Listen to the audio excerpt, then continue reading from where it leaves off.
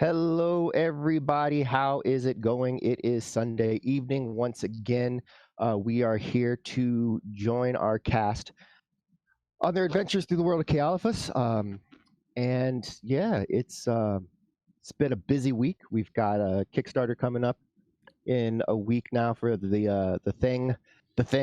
So let's see. I just don't have many other announcements. What I'm going to do though is real quick toss it over to Sarah because she probably has a few things she needs to say. Yeah, the Kickstarter for the thing that Danny is referring to is the Coddlesworth Clockwork Circus graphic novel, first issue of the graphic series, and that goes live on February 2nd. It's a Tuesday at 8 a.m. 8 a.m. Eastern, and really excited for this. So we actually just were on earlier today doing a walkthrough of it. So if you want a little sneak peek, you can check out our videos after watching this, of course. But this stream takes place in the same world, which is super exciting. So that's the big announcement for right now. I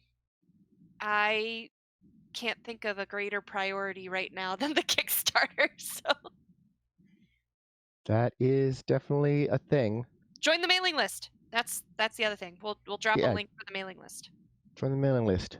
Be with us on the mailing list, and then we can tell you about all the things. Yes. Cast, anybody got anything exciting going on in their world? Yeah, I do. So starting this Wednesday over on the Saving Throw channel, Saving Throw Show channel, I will be doing a brand new stream for a show called All Games, No Masters. Super excited and pumped for that. So if anybody out there is watching, you can also join us over there for that show. That would be cool. Awesome. I'm gonna check it out. I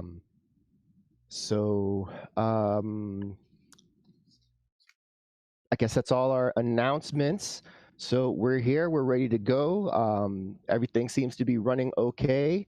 Chris likes pancakes, so let's get the ball rolling here. When we last left off,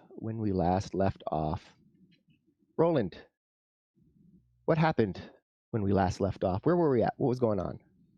We were in the south side of Mirakudashta. Did I say that right? Yes. And we had decided that we wanted to find a tavern besides the one that we had initially gone to get some rest. We couldn't stay at our old tavern because the fuzz was on our tail. So, so we found this seedy little tavern down south, and a series of events took place. Various character development conversations happened, and then in the midst of one of those conversations, a blood-curdling scream of murder was heard. So everybody gathered up, and we went down there, and Perunia thought it would be a good idea to just pick the thing up and take it to the now renowned open gravesite that exists, yes. Apparently. The open gravesite. Trademark. Yeah. And then, as she was in the midst of her taking of this body that we found, we were stopped by two Dragonborn. Oh, that's right. Yeah. From whatever you said that she knows that the rest of us don't. And that's where we left off. It was like a... Sorry, Alex, where are the Dragonborn from? Where are you from? I hate you, Sarah. Flo no Pofel. That's where I'm from. Hey, nice. I had to try to do it 20 times before this stream started. It's it's got a lot of really hard letter combinations. You've got Flo, and then you've got no, and then you got Po. It sounds like an allergy medicine. And then you got Fel. Yeah, because Flo, you think of Flonase when you hear it. You think of Flonase. It's a city that flows. That's what you can say about it. Yep. That's why. Alex. That's why Flo knows. That's you keep wanting to say that, huh? You know, we're here for entertainment, so I'm sorry, Alex, but I had to get you. Yes. Yes, I got indeed. it. I got it. All right. Well, let's bring everybody into the picture of what's going on here. So, it's dark. Perunia has a body hefted over her shoulder and is standing feet shoulder width apart, looking at these two other dragonborn. And everyone else is kind of wondering maybe what's going on. Aegis tried to insert himself in the conversation. I remember that. And then the fellow kind of looked over at Aegis and tried to flip the script on him. But, Aegis is a big shield, so just bad, evil words bounce off. Can't hurt his feelings. Yeah, so it's... They've kind of been questioning Perunia a little bit, trying to, figure out who she is, how long she's been around. She's pretty dodgy on those questions, though, and mostly just kind of you have no power over me here. So, which, yeah, on truth level, it's kind of true, but also they will find a way if they need to. That said, after a while, the one fellow, the one that had been identified as the Inquisitor himself, he kind of snorts. Well, we'll have our eye on you. And then he just kind of turns and just kind of stalks away, leaving the second fellow there. He's looking at Perunia appraisingly, kind of eyeing the rest of the group that's kind of gathered there to watch what exactly is going on here. Yeah, he's I'm just trying to recall real quick that he is a copper dragonborn. Copper, yeah. Black copper, black and copper dragonborn. And as the black dragonborn is stalking away and gets out of earshot, he finally turns to Perunia and kind of shrugs. The Inquisitor takes his job very seriously. I apologize for that. There's no reason to accost you in such a way.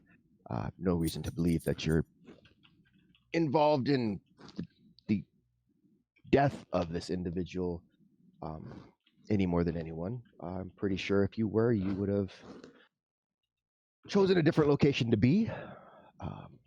So I'm Tieske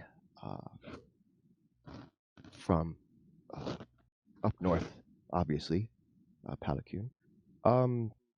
Do you have a name that I can refer to you by? Yes, Teske, and nice to make your acquaintance. You may call me Avril Lavenge. Avril Lavenge. Mhm. That is quite a name. Mhm. That's a lot of syllables in that name. Mhm. Is this common or still in Draconic? I switched to common for the benefit of the people around me, though he might still be speaking in Draconic. I'm sorry. Right now, he is speaking in the trade tongue, so that everyone can understand. Oh, okay. So I hear that and I go to Perunia. Avril, what was that? The second part? Lavenge. It's Avril complicated. Lavenge. Got it. Avril Lavenge.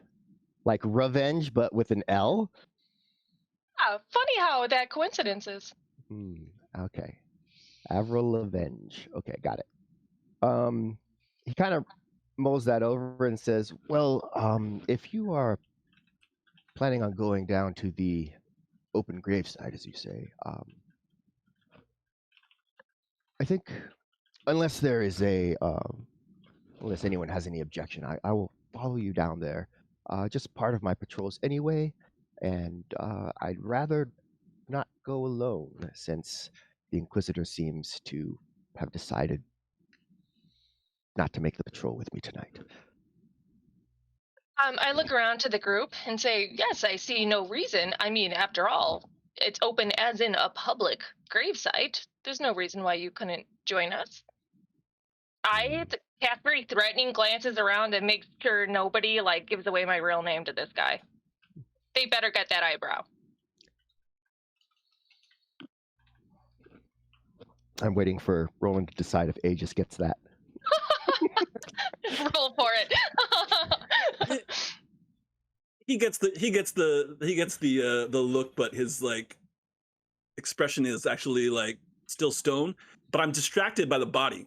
While they've been talking, I've been kind of side-eyeing it, in the conversation, and then to the body, and then in the conversation, then to the body.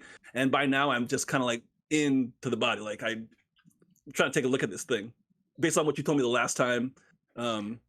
Yeah, it's so supposedly what happened, according to the eyewitnesses, is that this is the killer, right? This is the person who came into the alleyway and actually attacked and killed a woman. But then they said that after that he just kind of crumpled to the ground, and then the woman got up and just kind of took off running.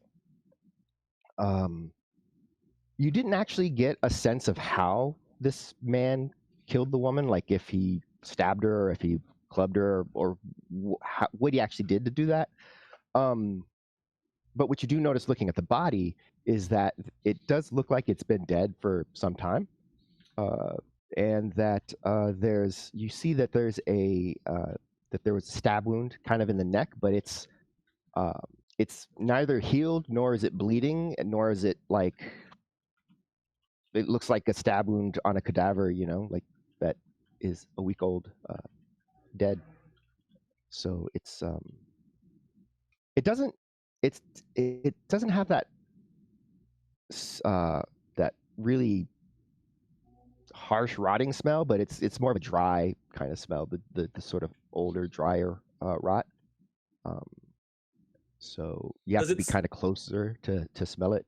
Does it smell like it's been prepared, like it's been already to the morgue and taken care of already, cleaned or anything like that? No, there's nothing that indicates that at all. Yeah.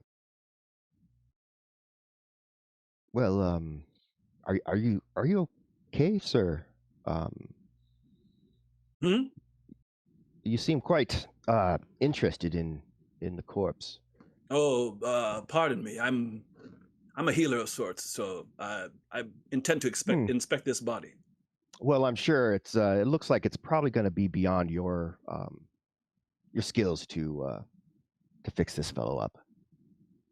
Pardon me? Do you know who I am? I am from the Ing family in Chai Tua Ting in Da Nang. What my friend is trying to say here is he just wants to take a look, understand what the situation was, because as a medicine man, he likes to fix things. Miss Lavenge, I think we're all on board with heading to this open gravesite with this fine gentleman here. I think we should get going, though, because it's kind of late at night, and I kind of want to get back and go to sleep. Agreed, fine sir. I continue walking. All right. So you are walking down through the southern portion of the city of Mercadashta, and it's the open gravesite is pretty far from the center of town. It's kind of out in just the far southern slums, away from the water, and it's the place people go to bury the bodies of people that have died, but they don't, they're not of means, and so they don't have the ability to actually make sure they're in their own plot with their own with their own grave marker, all of that kind of thing. So most people tried, at first they tried to make some sort of semblance of doing it the right way and actually digging up the ground and putting people in, but when people are just burying people without any grave digger training or care, actually, Eventually, it just got to a point where bodies stacked on bodies, and now it's just kind of a boneyard. Um, and that's where everybody's heading right now. A little bit convenient for murder victims to just kind of get tossed there if necessary, but Miracle is not known for its cutting edge forensics within the guard. So are all of these your traveling companions, Miss Avril Levenge? Yes, recently, as a matter of fact. Though some I've known for much longer. It's odd company that you keep. Aren't we all, though? Yeah, you know. Sometimes we have to make our own way in the world. So Pretty far out, I feel, from Palacoon. Why are you here? the Empire maintains embassies in most major cities across the world. And then, of course, the Golden Inquisition has agents associated with those embassies. So here we are, just keeping an eye out for anything untoward. I would have expected it to be more, from what I had understood, of just ambassadorial, relations between countries, not the kind of what seems to be active investigation that you and the Inquisitor are doing. Well, we have our agreements with the various nations. Simplore has made it quite clear to most of the sovereigns that our house is our house, no matter how far afield we go. The dangers of Skultior are just,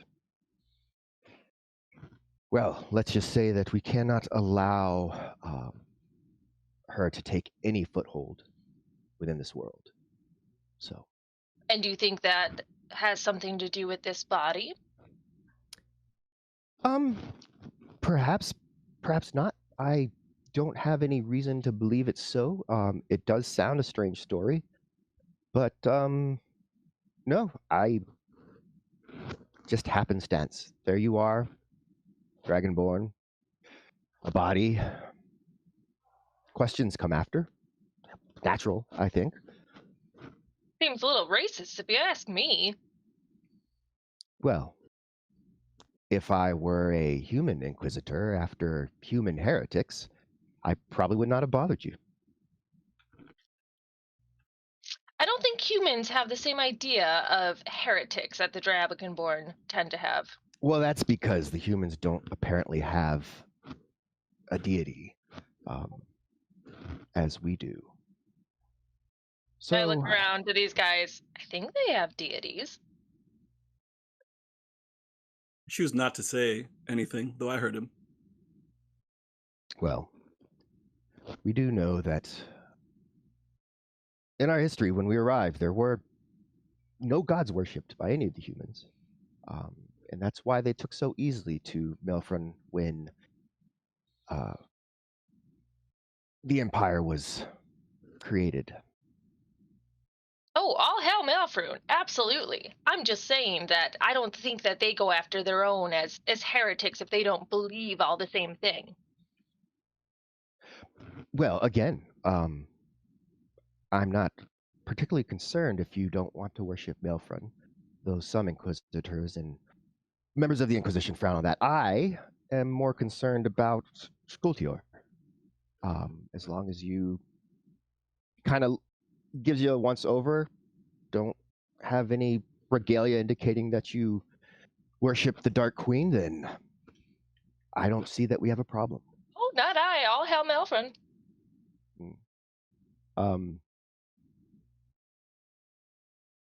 How long have you been out of Palacoon? If you don't mind. Many years. It's been so long since I've been there. I barely even remember it. I see.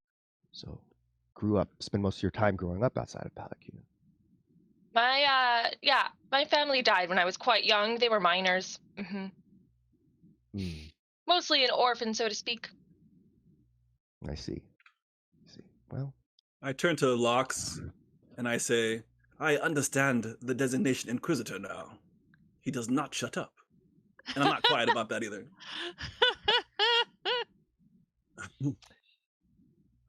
well. I would have to agree with you there, friend. I whisper that. And as we get a little closer to the graveyard, I always say, Tirse, this place is messed up. Yes. Bodies everywhere. Probably a couple of blocks away, you can kind of start to smell it. It's And- open graveyard. Yes. You can kind of start to smell it from a few blocks away. It's just a combination of old death, new death, just that sickly sweet smell of rotting flesh. It's great. However, it is,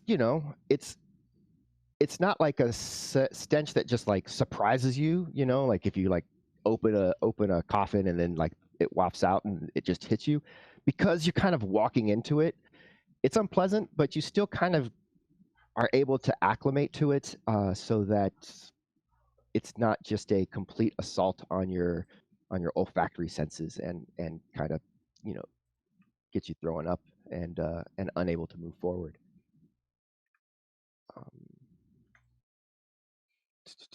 So yeah, eventually you arrive and you see that it's not actually that large of a space, for those who might have been expecting a really wide open field.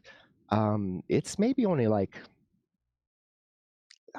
half a football field really in size, and it probably serves 50,000 people. You imagine that a lot of people die and are not brought here, whatever happens to those corpses. But yeah, it's quite a thing. There's a wall around it, a fence wall around it. There's a large shack kind of set up nearby, and then there's some statuary on the far end. So what I'm going to do now is I'm going to share a map. Uh-oh. Well, so you can see. Oh yes, totally innocently. Yeah, it's totally. I mean, there's immersion. There's So happy that we have a map for the open graveyard we made up last week. I had to do it. You made up an open graveyard. I was like, I got to go in and make an open graveyard now. I for one am enjoying this tour of the unseen sights of Merakadashta. I have never known such pleasant scents before. Yes. Is it odd that I find it strangely nostalgic? Oh jeez. Yes. I guess. Yes. Yes. I'm just gonna go with that. So yeah, you arrive here at the edge of the graveyard, and I am totally not putting your tokens on here because something's gonna happen. I'm doing it so we can show them off. We can show them off to all the people. You should. All right, so Not suspicious at all. so the final tokens have come in, and they are really nice. The bordering is just I just found some token borders to kind of put around them, but the actual tokens themselves are they're gorgeous. So we got Bernardo Hasselman to thank for that. If you want your own, get a hold of him, Bernardo BF Hasselman, 2 S's, 2 N's, and they're like $15, and he will make that for you. They are really nice quality. It's like the shading is so impressive. Yes. Yeah. So yeah, so feel free to try and check that out. I'm gonna go ahead and put down some pogs here, and you can move them about into where you think you would be sort of standing as you arrive. as all this has been going on, and Aegis speaks up too about like this guy not shutting up and stuff. Like Shay's been like really stressed out and is like, oh, are we gonna talk about the fact that a body got up and walked away? Someone seems concerned about this. When are we gonna talk about that? You Please. did not. Inquisitor's not listening. You did not include that information. I had not heard that from you.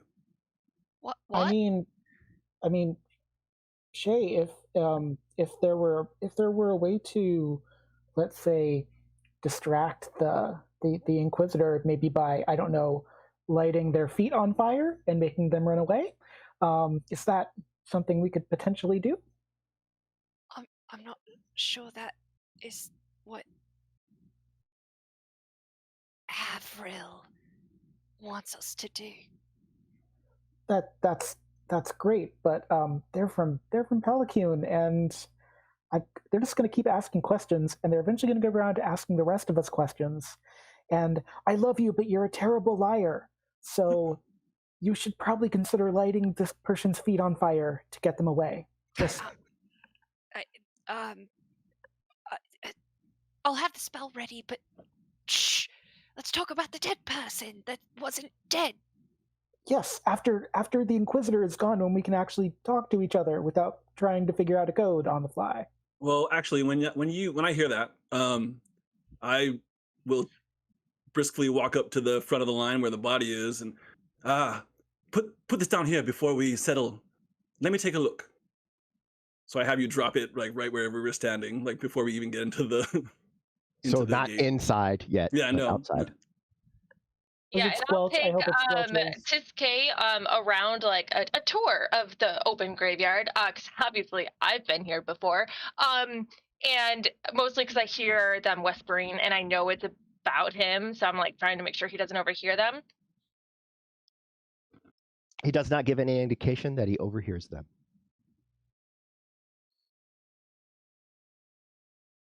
And you guys are walking away? Well, I'm like taking him like kind of around. It's like, the half of a football field, he said, right? So it's like not huge, but I'm like showing him, yes, and this is where they stack the bodies. Oh, so you're going No. inside? I'm walking the perimeter. On the inside or except the for the outside? dead bodies, it would be really romantic. Except for the dead bodies. If I was into Copper Dragonborn, That's racist. Technically, it's colorist because we're the same race, but like, yeah, I'll give you that. Fair. That's true. If I start singing Christina Perry, would you like hate me right now or something like that? Inside the perimeter or outside the perimeter? Deciding because it seems really bad to go inside right now, but we're gonna go inside, damn it. So All right. yeah.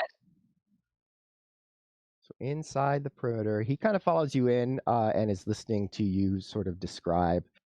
And as you're walking in, taking him away, what's happening over here? The body is now on the ground. Aegis, you're going to do what now? So just based on what you told me before, Shay's there, and I thought you said it was a murder. Well, didn't you hear what they said?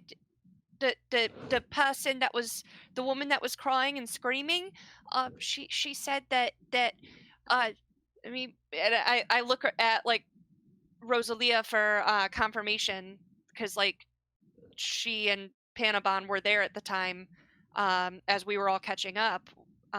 She said that this man killed this woman. It was really messy, and then the man laid down and the woman got up and walked away even though she was dead, but the man, and then look at him, he doesn't look Yeah, I've fresh. seen death many times. He's been dead a long. He was long clearly while. not murdered.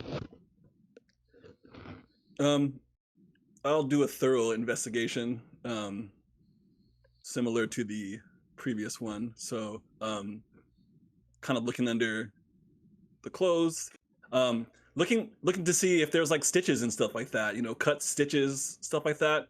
Sure. I know earlier you said that he wasn't prepared, but that's what I'd be looking for now, is if he's like been prepared already.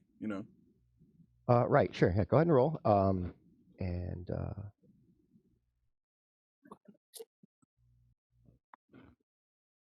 Oh, wrong panel. Oh, Danny, is this a building, a gondola here with the roof? What is this? It's like a shed, so the entrance is on the inside. You can't get in from the outside. It's probably got tools or what have you, or it could be just empty. By the way, we all except for Panabon have inspirations. Is that a thing that needs to be used on the next roll, Yes, or do we? Oh, okay. Yes. Yeah, we definitely want to just use them, and so that they don't get. Okay, then I'll throw a second one just because of that. Hey, whoa. Okay. Weird. Let's also get a medicine check. Okay. Also with there goes my 2 advantages. Oh God. Okay. So looking over the body and kind of getting in there in a way that's overly familiar as far as everyone else is concerned, like Aegis is just in there, like lift this, look at that, poke here, and it very obviously, stories aside, all the things that other people said, this guy was killed a week ago. Somebody stabbed him in the neck, and then they left him in a dry place. And then tonight they took him and dumped him on the street. And that's where you found him. Like that's what the story is from what you're looking at. That's the story. Does his shoes or feet are they dirty, like he's been walking around? Well, one shoe on, one shoe off. And it does look like his feet are dirty, as if he's been walking around, and kind of actually shredded a little bit on the bottom, like like scuffing against the ground, like not quite walking properly. None of this makes any sense. Dead for weeks? But it looks like he has been walking. I lean to Panabon and go, I'm worried it's that necromancy or necro magic thing, that the deadifying deadomancy. We need a name for this. What are you rambling? Remember? Oh, you weren't there. I told Rosalia that there was dark magic where there was a Arturus was killing people, and they were spread out on a circle, and there was magic, and then dead people were walking, and it was really scary, and I'm worried that this is more of that dark magic.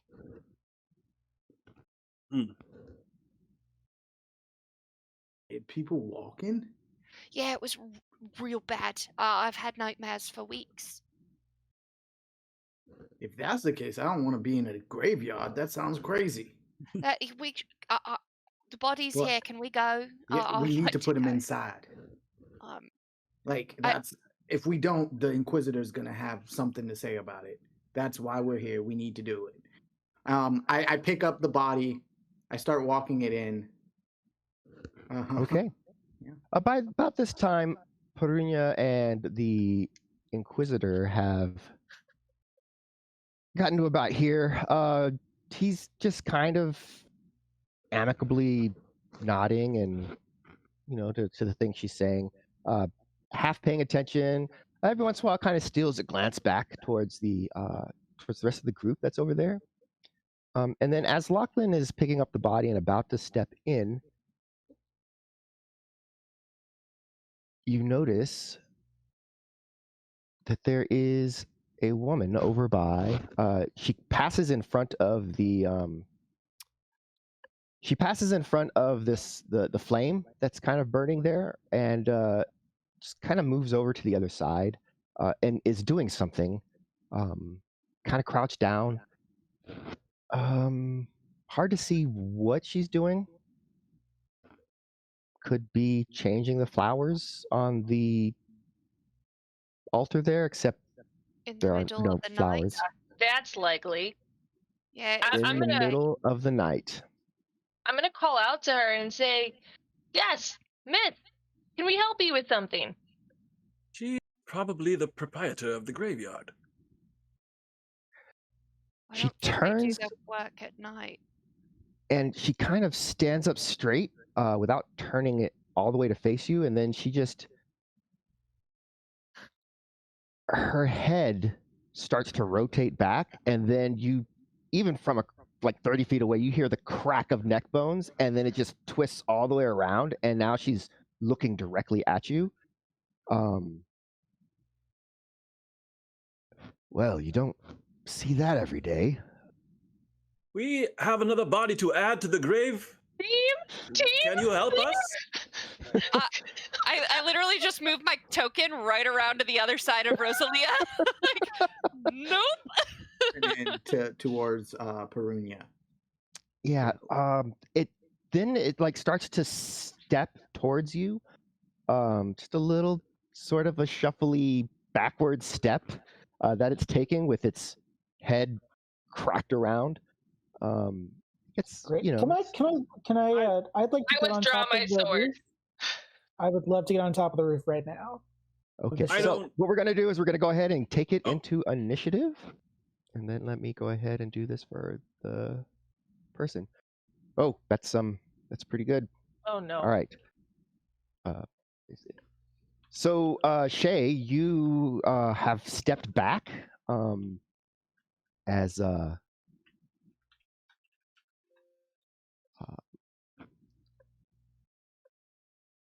you saw this sort of individual kind of shambling up or backwards towards Perunia, who's drawn a sword, incidentally. Immediately, as soon as that happens, and I rush around Rosalia, and I'm like peeking out from behind her skirt. I'm like fumbling with my spell book, and I immediately like pull her skirt aside out of my way and go sizzle, and I say it in Gnomish, and I set my sparkle darts on her. Okay. The target is set, so you can go ahead and hit your Sparkle darts. sparkle darts, if you will. In case people don't know what sparkle darts are, you use sparkle darts to attack the darkness. And it only let me roll 1d4, but I roll it 3 times, right? So yes, you roll it 3 times because you can do different targets, so you don't want to roll them all at once. I see. Right. Well, Okay. are we sure we're even needed here? So these 3 lights actually, as they fly across this graveyard, the you can see the arcane energies reflecting off of some of the skulls that are kind of throughout this graveyard, and they all slam into the woman. She just kind of and then just falls to the ground, unmoving.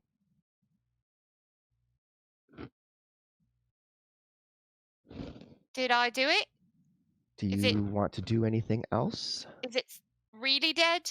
I don't think I have a bonus action. Let me double check. Action, ritual, action. Yeah. I don't have anything else I can do at this time. So that's it. I'm hiding behind Rosalia. I'm peeking out at this thing, and I'm a little proud of myself, but still terrified. That's where I am. Okay. Aegis, is there anything that you are going to do? So we're both 21, so this is a simultaneous action. I was not convinced that that anything was wrong, so I'm making my way into the graveyard, sauntering in there, talking to her. We need your assistance.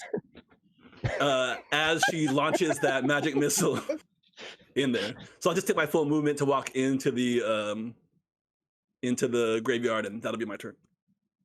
Okay. So 1, 2, 2, 2, 2, 2. All right. Panabon, you wanted to climb up onto the roof. I want to be up on the roof. Yes, please. Okay, so make an athletics check just to make sure that you're not embarrassing yourself.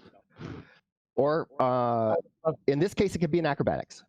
You have a fence there that can help. Let's do acrobatics, and acrobatics are always better.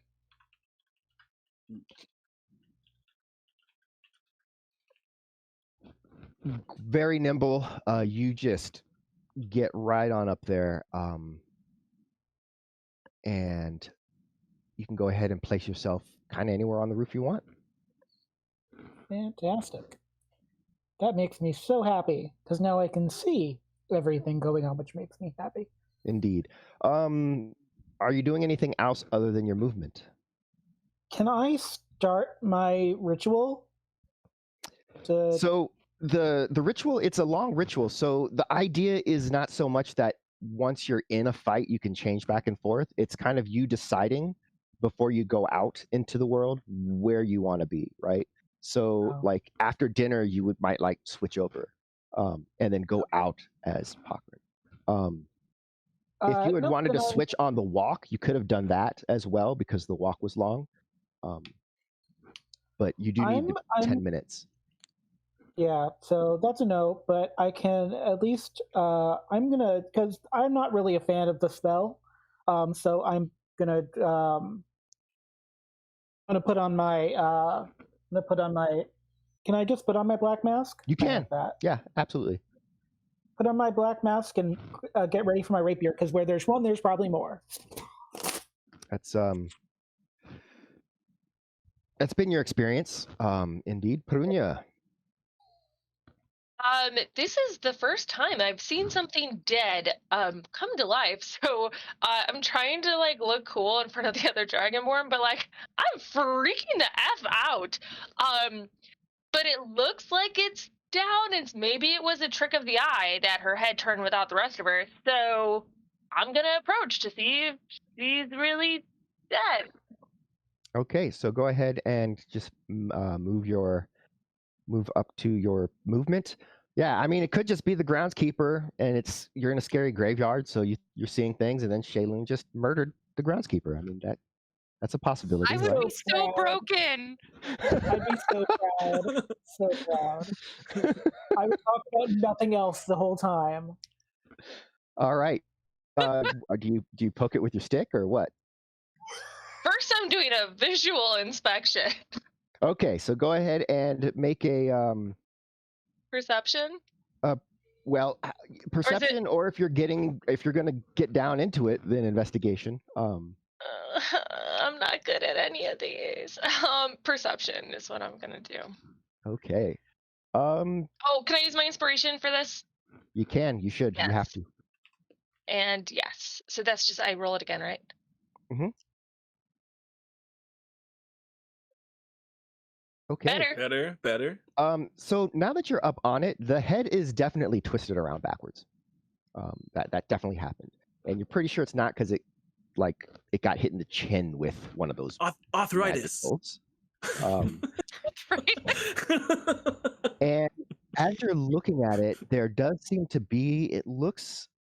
It's hard to tell, but coming kind of out of the eyes in the mouth, like wisps of like a purplish white smoke or mist is kind of leaking out of the eyes and the mouth. So that's your action. And then as a free action, I'm going to tell everybody else, well, she appears dead for real this time. There's also a purple, I don't know, smoke coming out of her. Doesn't look good. That's the Deadomancy. I don't know what that is. Dead magic. Lachlan.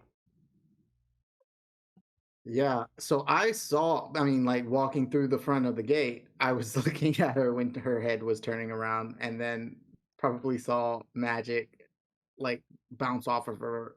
I throw the body down to the ground right next to me, and I'm gonna move dropping forward. an item is not an action.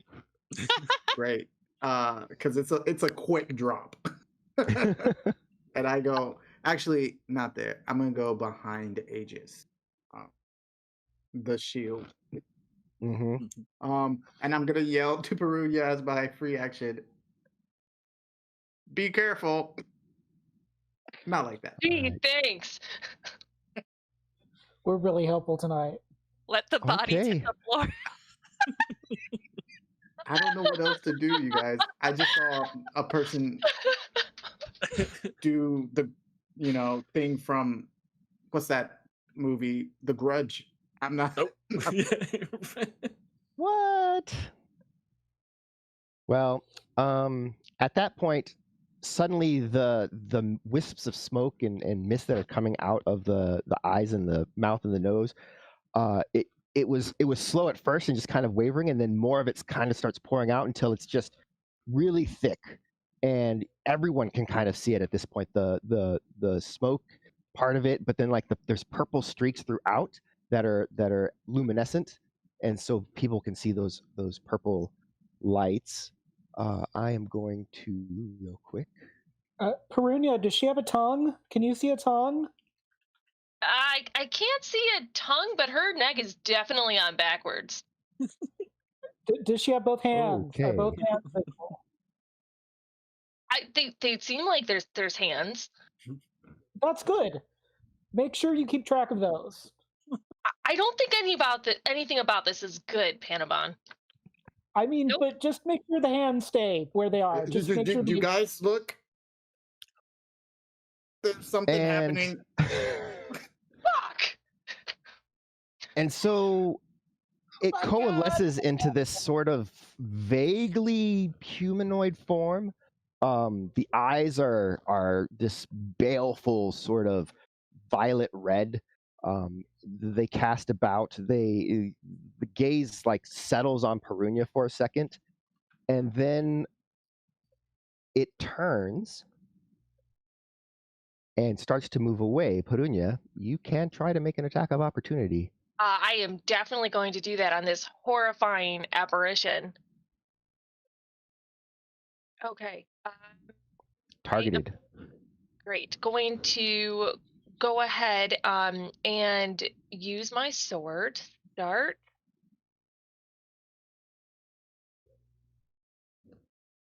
Which is under actions and not abilities. Yes.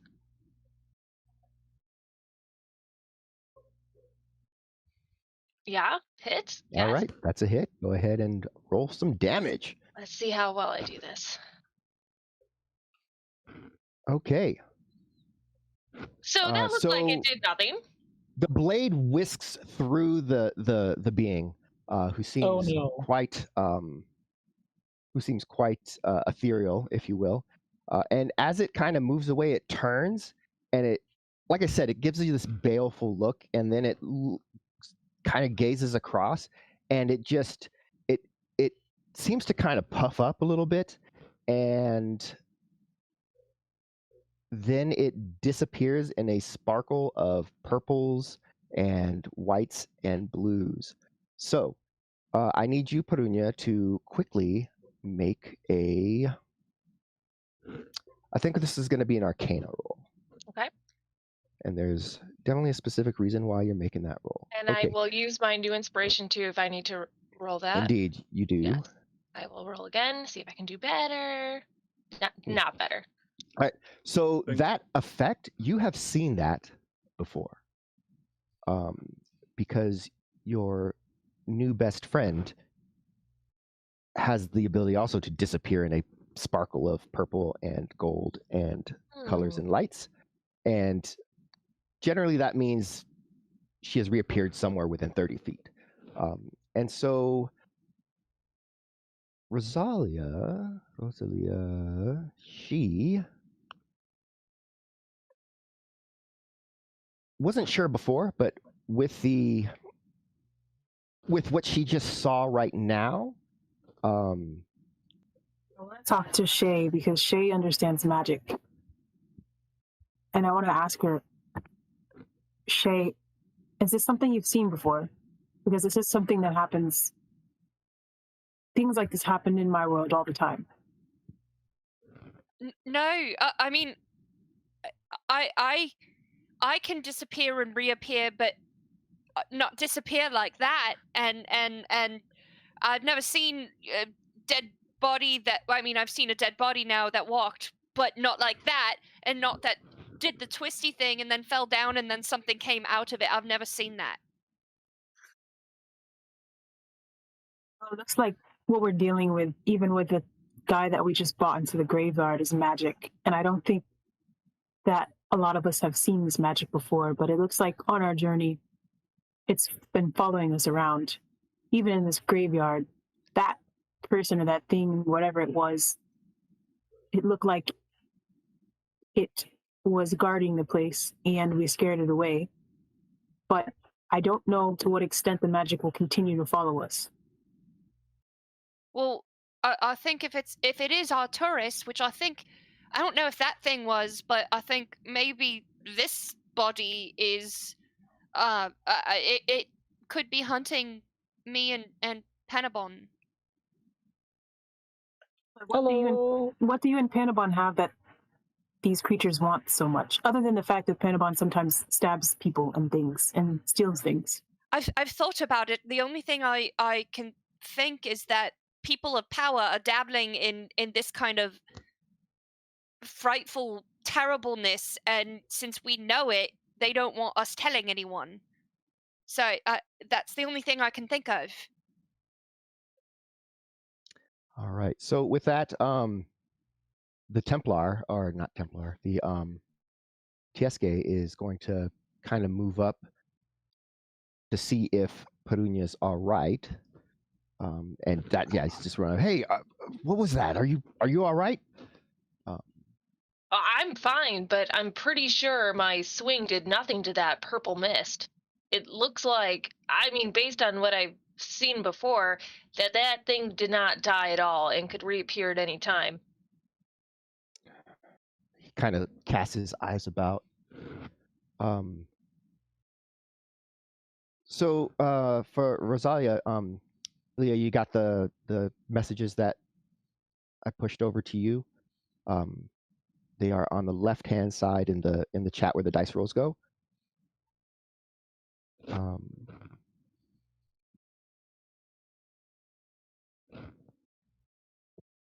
What do you want to do with your turn here?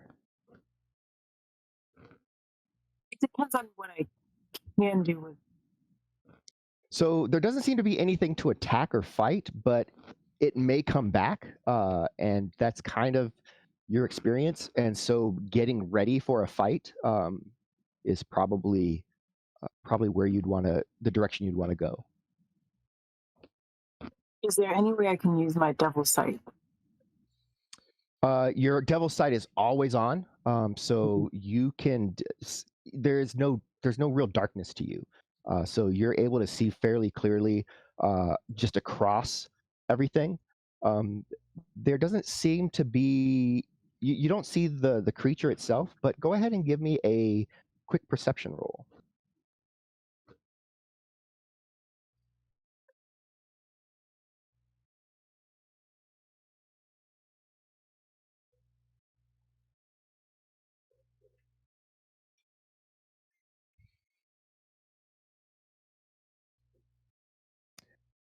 You do see, however, as you're gazing across, that there's actually movement interspersed throughout the graveyard itself. You see like something kind of shifts over there, a little movement just directly in front, kind of over by where Peruna and the Templar are. There seem to be, it could almost feel like rats running through the bones, but you're pretty sure it's not rats running through the bones. I'm gonna yell to Perunia because I feel like this place is covered in magic and we don't know what we're walking into. And if we keep staying here, then all of it's going to come out after us. So I'm going to yell to Perunia. Perunia, can you hear me? I don't turn because I'm not using that name right now. Oh. Oh, yeah. Oops. Dragonborn.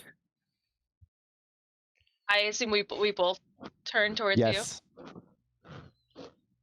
I think this place is covered in magic, and the longer we stay, the more we draw it out. There's something about us that it wants, and I think it's the two little ones, possibly Panabon and Shay.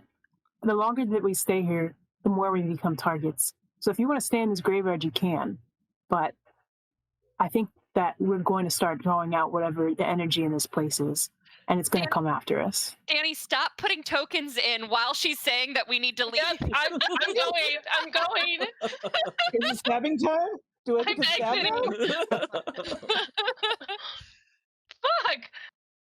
I like how far back you are too. Like, there's just no way to go. So at this point, you see kind of like things are the various areas where the bones are. They're just kind of rising up, and some of them are just the skeletons. Some of them have flesh still on their bones.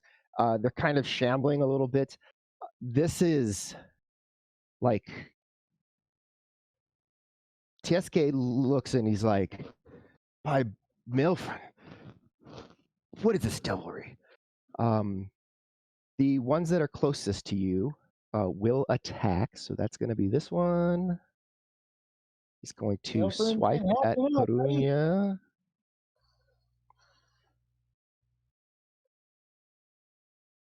And it misses completely. It just it like it's trying to climb up at the same time, just kind of claw at Perunia.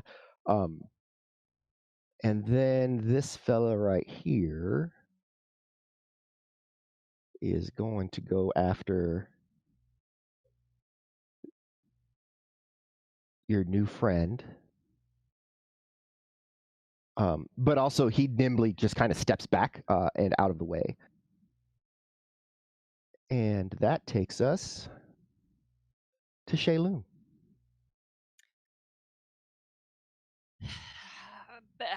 I'm gonna say that bad word in Elvish again. I don't like this. So I'm gonna rifle through my book and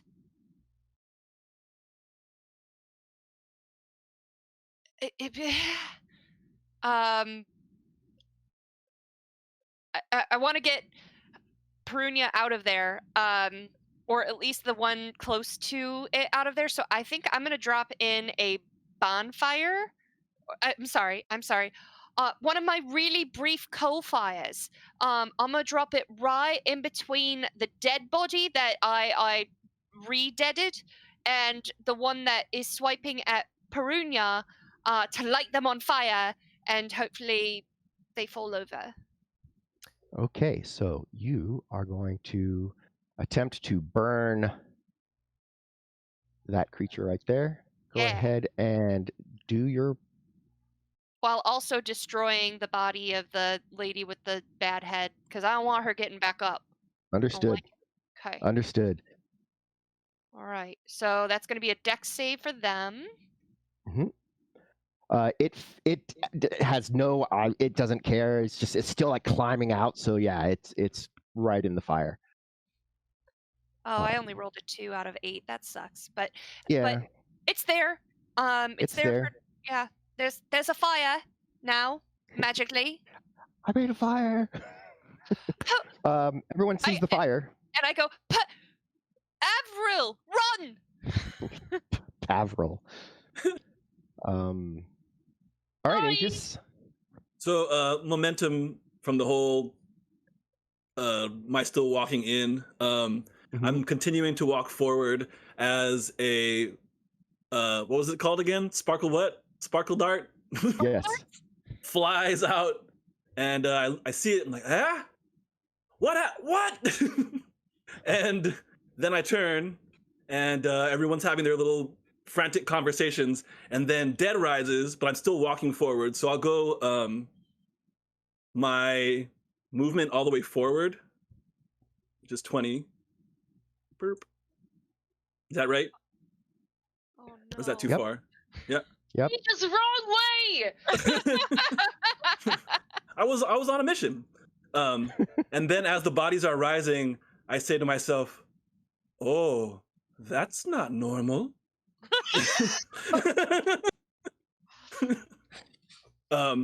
And as soon as I do that, suddenly my vision goes blank.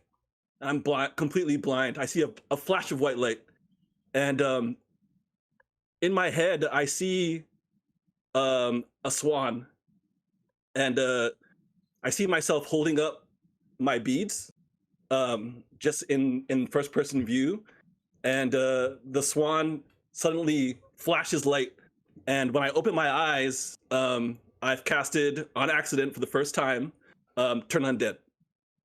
Ooh. Indeed. Ooh. So, with Turn Succeeding. Undead, it's every undead that can see or hear you within 30 feet. So let's go ahead and get that. Let's figure out what 30 feet is, and then we will select everyone within that radius. Here we go. This I'm also is... going to need you to Oops. come up with a cooler name for it since we're creating magic. Oh. Well, yeah. Nipo is grace. There you go. I love it. That's it. Is it a 30-foot radius? Yeah. All Ooh. right, that's that's pretty big. Nice. That's at least one for me to stab, which is fine. Leaves two for you to stab, I think. Yeah. Leave 2 to stab. All right, so that means this one, this one, this one, this one.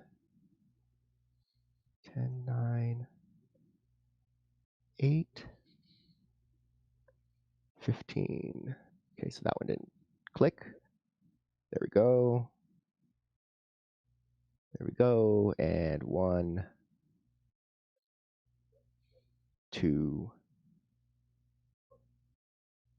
3. 1, 2, 3, 4, 5, 6, 7. 1, 2, 3, 4, 5, 6, 7, 8. Arr! Who is missing? Found it on my first try. Good. That's it. Hit your Hit save, right? hit save. Wow. All the dice get rolled, and so for everyone that failed, you can hit now your, and so all you got to do, it automatically removes the ones that saved, so you just got to hit the effect. Just push it. Yep, just push it one time. Boom. So 5 of them are affected by your turn, and so for when it's their go, that's what's we know what they're doing, which is running away from you. And so when, and everyone does see this, like sort of, it's weird. It's like, it's not a flash of light, but it feels like a flash of light, and it just kind of emanates out from Aegis. Wow. And when I come to, I'm on my knees, and that's my turn. Okay. Panabon. Hello. That just happened. That did. Magic is weird. How wide is this fence and the outer perimeter here? It's not very wide. It's probably about, it's mostly like a gate, right? So it's like a lot of iron bars that are coming up out of stone. So Okay. Well, I was going to dance along it, but it doesn't seem like it's very wide. So I guess I'm just going to have to hop down. I don't think, am I close enough to identified creature 18 if I hop down? yes, you certainly are. Am I? I mean, and you can run along. You can try to run along the fence. It just takes an acrobatics roll. That's all right. Well, I have to do an acrobatics roll to hop down anyways, don't I? Probably. Mm-hmm. Yep. So I'm gonna hop down. I see somebody I can actually stab that I think that Shay would allow me to stab, so I'm gonna do that. I see. Oh. Okay, so you hit the ground and lose your balance just slightly. Not enough to hurt yourself or twist your ankle or anything like that, but enough that you're going to have disadvantage on the attack roll. Ew. All right.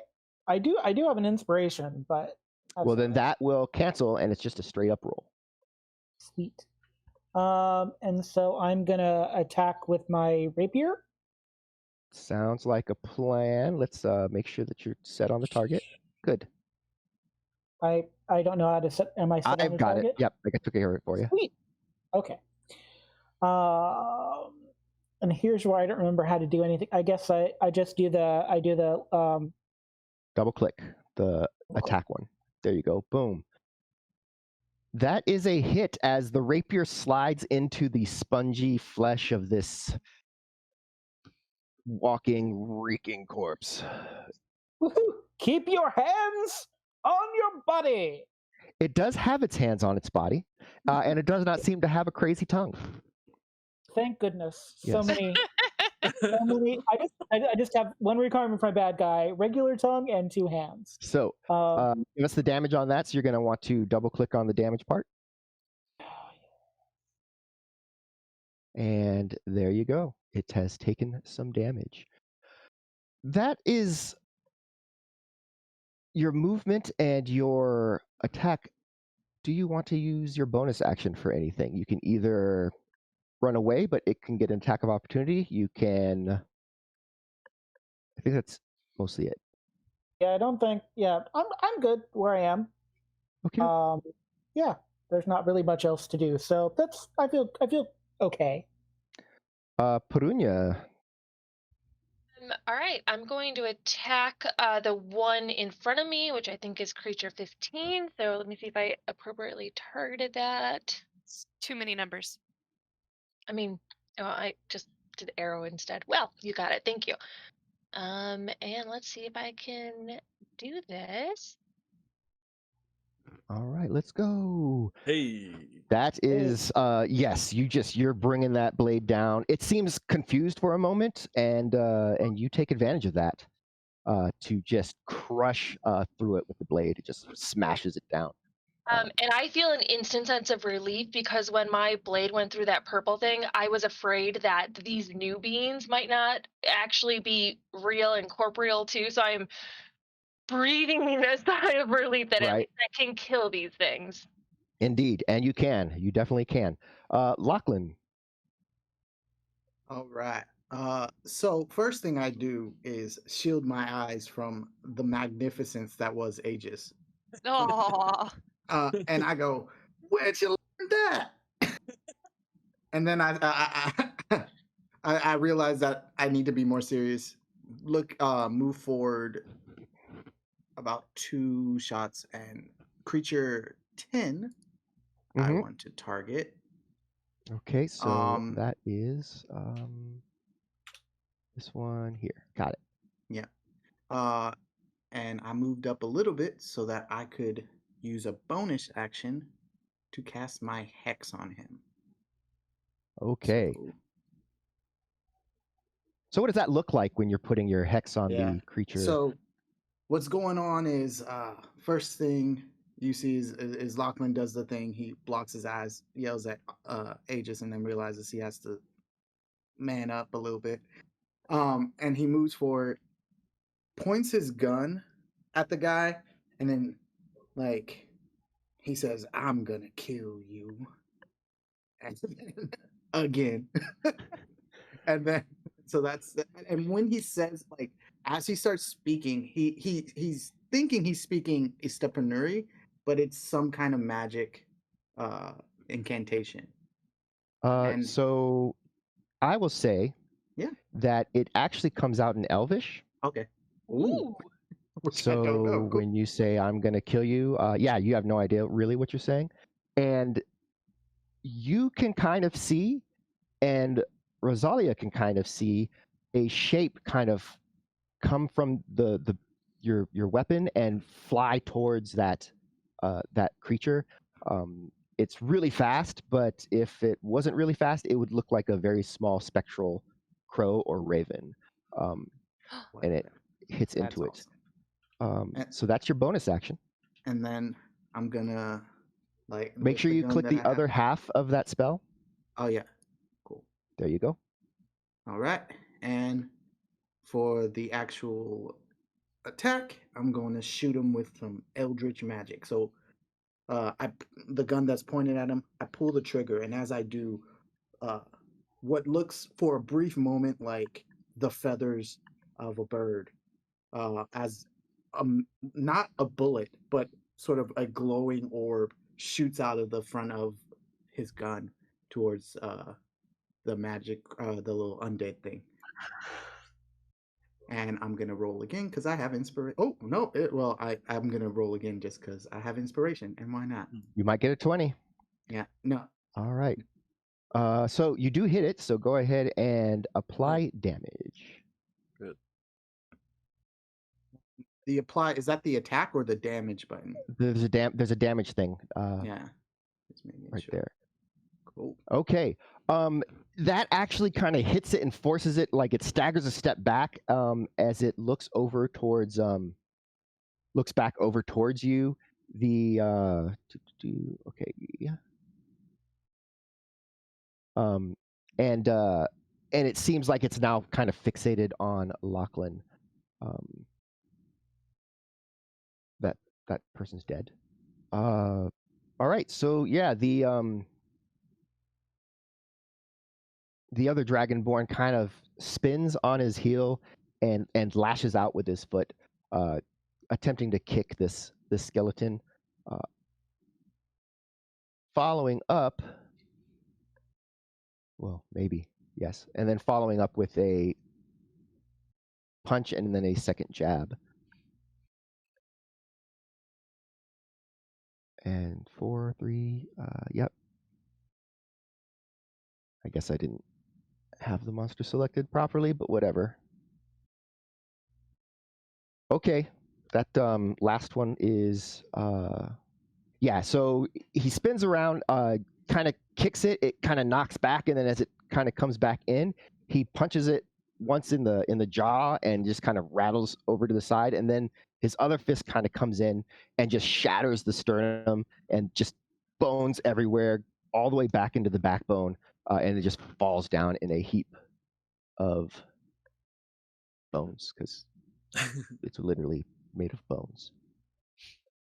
And with that, he is going to step to the side and with concern to Aegis, and he's like, kind of, are you okay? Rosalia.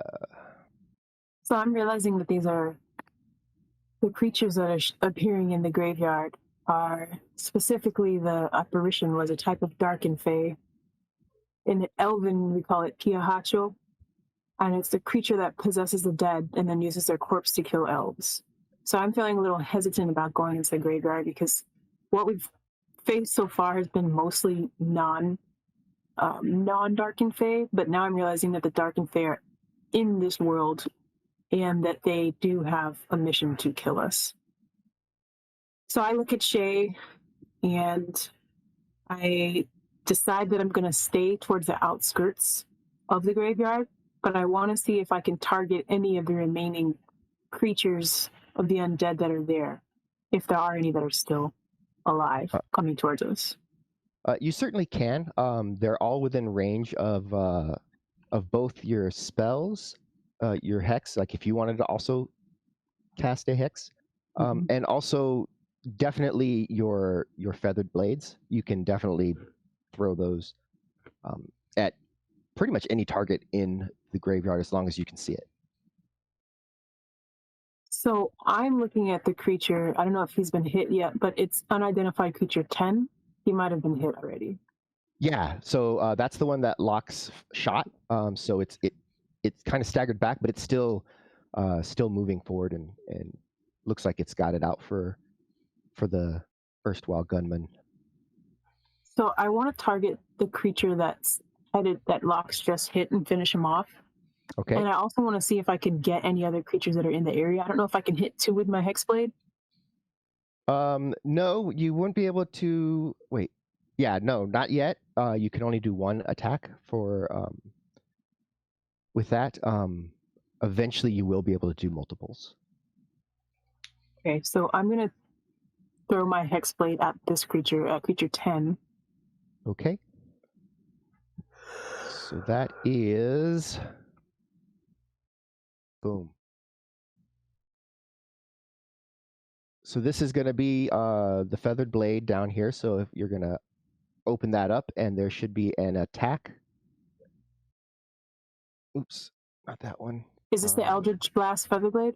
Yes. So then there's a sword button. So you're going to hit that. That's your attack. And we're going to see if you hit. And you get to make that with advantage. So.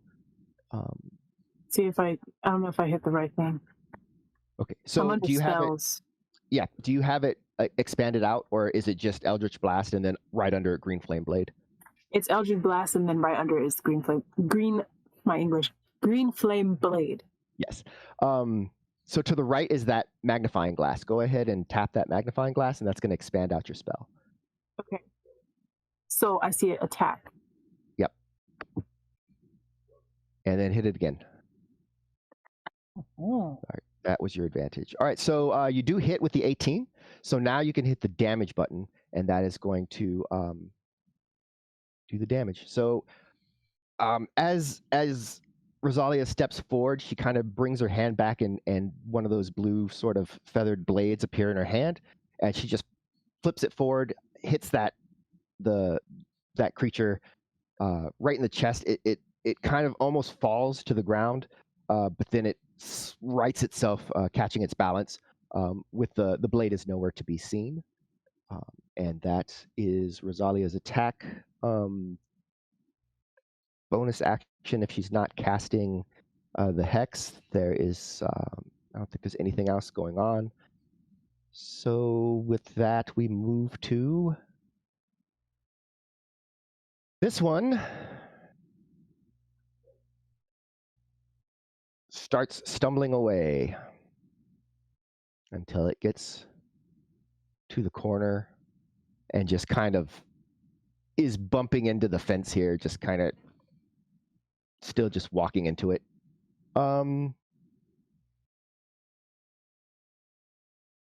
Let's see, that one's gone. This one also is, it just kind of turns, same thing, running into the fence there. Yeah. They don't like you, Aegis. Rehearsal. They're like, you smell bad. Aegis smells bad. Are you saying they're zombies? Hey. All right, this one. Anyone? 1, 2, 3, 4. It shambles up to Lox and attempts to slam him with its bludgeony fists, but it's really slow and awkward. So this one comes in behind Perunia, and same deal, tries to just slam into her with its meaty, rotten, squelchy fists, and actually pounds so hard on her breastplate that she feels it like through the plate.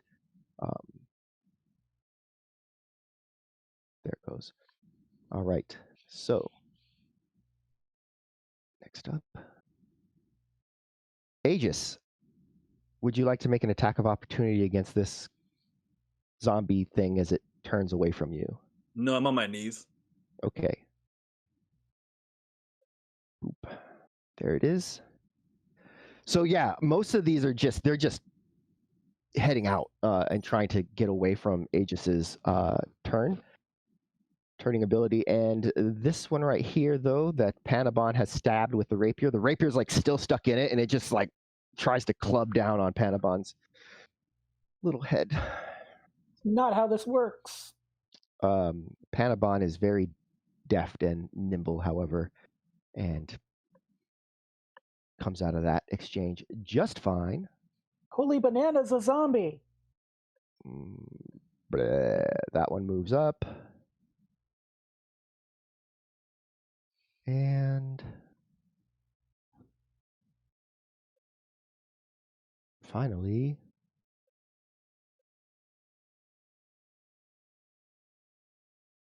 I guess that one's not on the map. All right, well, we'll say it was over here.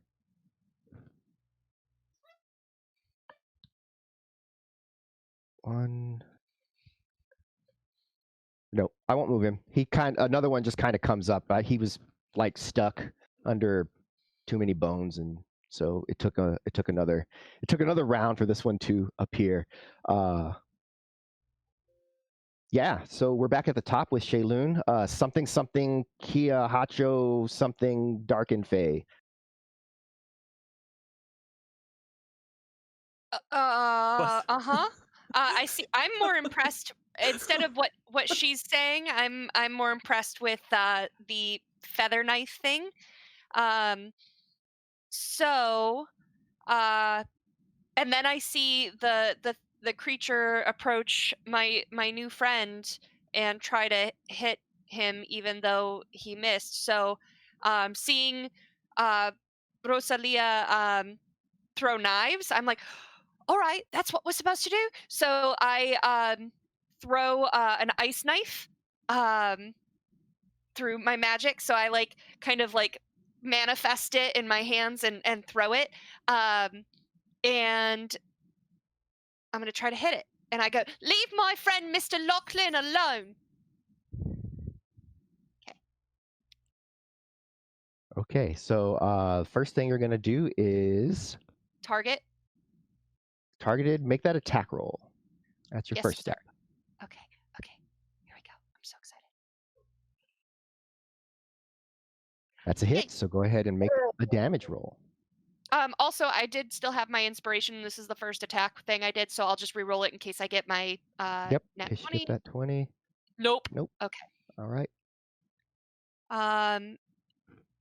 So then they take 1d8, or I'm sorry, 1d10 piercing, and I rolled a 10. Yep. Ooh, nice. Okay, so so before it falls and we just determine exactly what happens, now what you're going to do is you're going to hit that saving throw.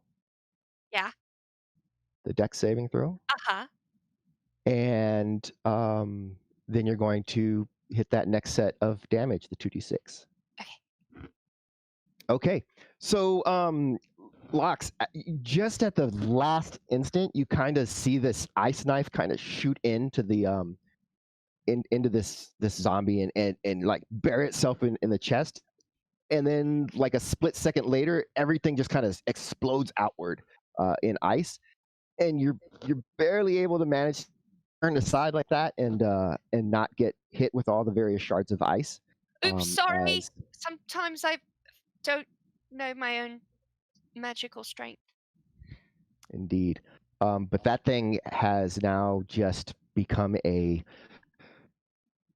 pile of gross.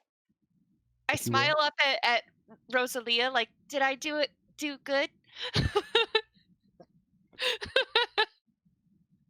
Rosalia is wondering why Shay has, well, she's wondering why Shay is glued to her side, but it is kind of cute, so she smiles back at her and goes, yeah. Oh, and I see that you step forward, so Shay will step forward closer to you. Okay. Aegis. Okay, I'm on the ground, on my knees, kind of adjust my glasses back on, and he fumble for my shield and draw it and put it down to help me stand up. And as I stand up, I go, you, if you're close, you can hear me say, ni poe. Verbal reminder would be fine. I think. And so I stand up. And I will...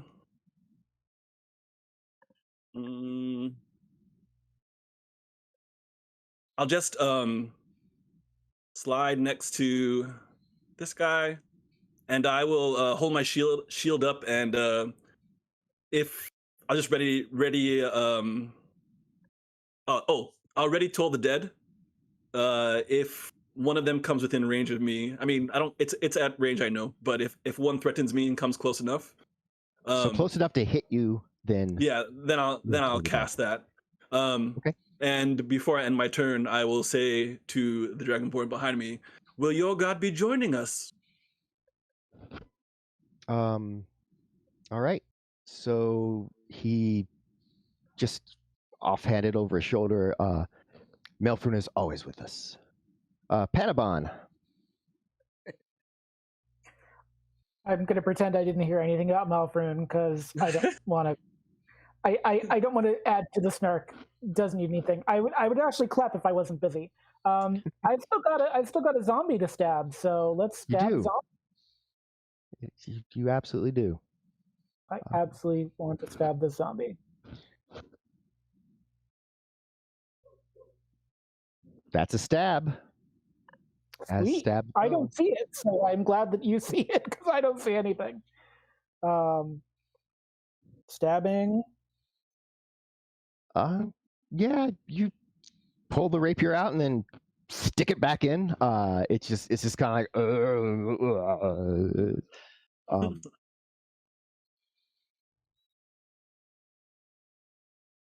It's a little bit off-putting though that he doesn't seem too upset about being stabbed. Like, just kind of, stabbing, and it's just kind of like, oh, stabbed. Perunia. Yeah, so I definitely chuckled under my breath at what Aegis just said.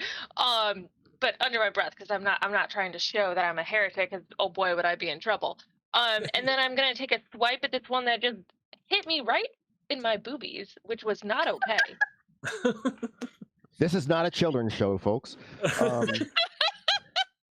I'm pretty sure my kids are watching.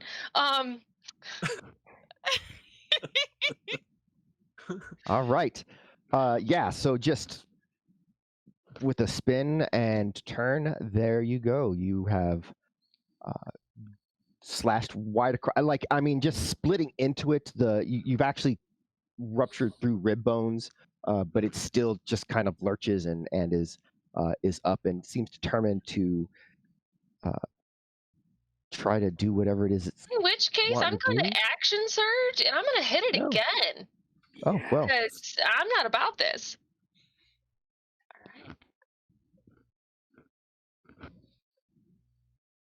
But that's, you do. You just kind of spin the blade around and bring it back down across the other side, and you hit it. And you are sure that is, that's a killing blow. However. I don't like that. What? It still maintains its feet. Like just the feet? Well, it stays on its feet. It kind of like stands back up. Yeah, it is definitely definitely still up. Next up is Lachlan. All right. I look over at creature 8, and I want to target creature 8. As my bonus action, I move my hex onto him. So again, with the Elvish, and I'm going to shoot at him with Eldritch Blast because. All right. Make sure you hit the effect to apply that. Yeah. Okay. That definitely knocks into it. Nice. And whoa. Boom. Let's see. Because you so once you've cast the spell, you only need to, you don't hit the one for you anymore. Like that one stays. You just have to move the one that moves it around to the different. So the second one don't hit. So I'll call it 4. Yeah. I'll give you half. Yep. Cool. And that was on 8. Yeah.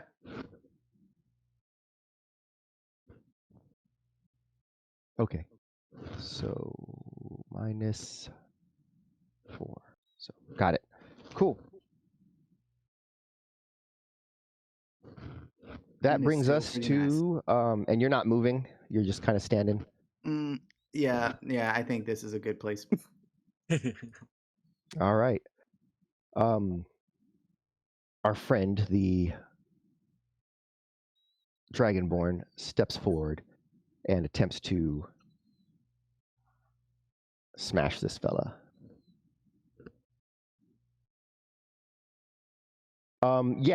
He rolls in and kind of comes in low and just flashes out 3 just like really short jabs, but each of them seems to just pulverize into the body of the creature.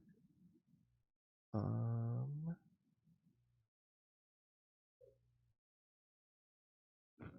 right, and so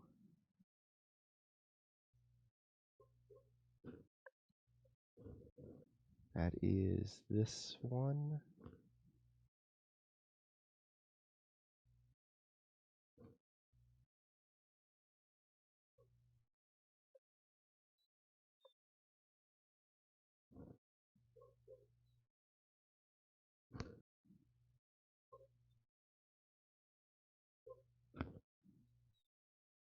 Okay, stupid thing. Try again. Ha! It maintains its feet. Like half of its chest is literally blown out. He's kind of like punched chunks out of it, but it's still just sort of standing there, kind of a little bit unsteady on the balance, but it has not dropped to the ground. All right, Rosalia, we're back to you.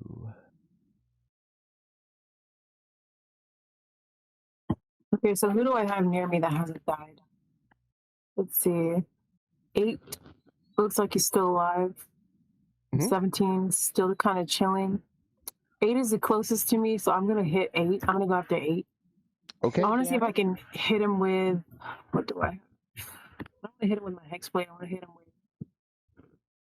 Can I hit him with the pack weapon?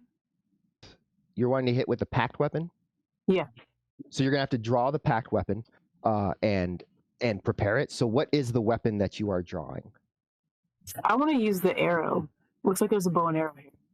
There is. So you can definitely do the bow and arrow. And what you're going to do is you're going to select the effect in the middle that says packed weapon 1d8, damage 1d8. So you're going to select that effect. Is that the kind of like the die? This one? No. So go ahead and hit the magnifying glass where it says packed weapon, down in your hexblade area.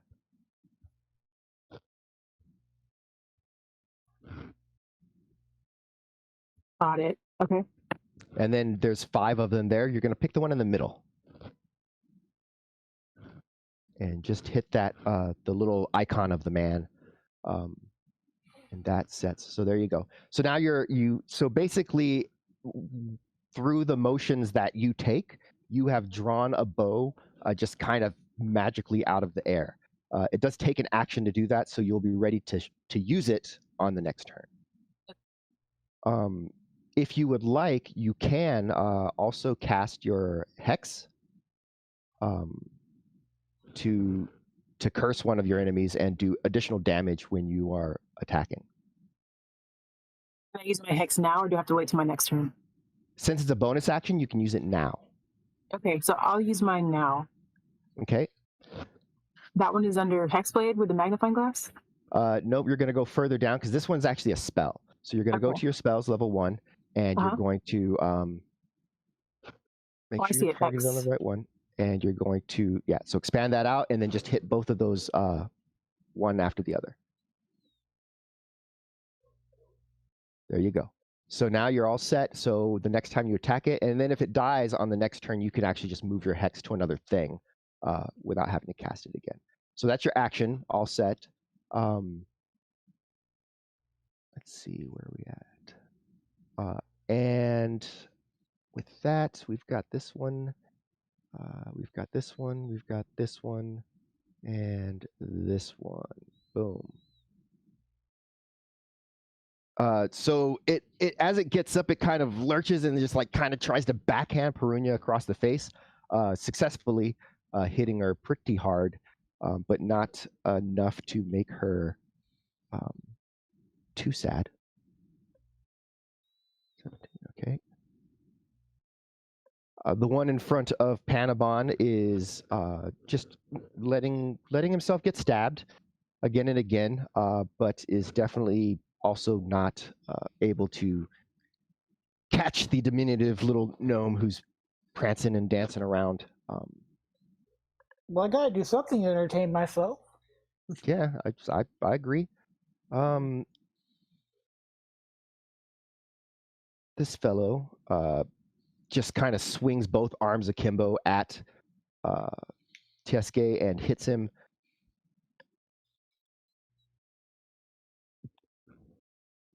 The Dragonborn gives like a little grunt of pain as he gets hit, but then just steels himself to attack again. Meanwhile, 1, 2, yep.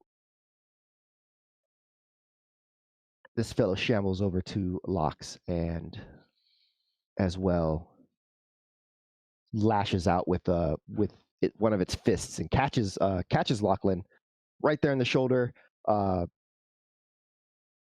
He kind of rolls with it, so it doesn't hurt too bad, and you're able to maintain your focus on that hex. So, you, as it hits me, can I use Hellish Rebuke as an instant reaction? you can. Oh, Yeah. So, let's see. I'm going to cast. I'm still targeted on him, right? I'm about to make sure, but yes, you are. I think I cast it twice by accident. So one of those, the first one. Yep. Well, they were both failures, so Yep, just go ahead and okay. hit the damage. Cool. All right.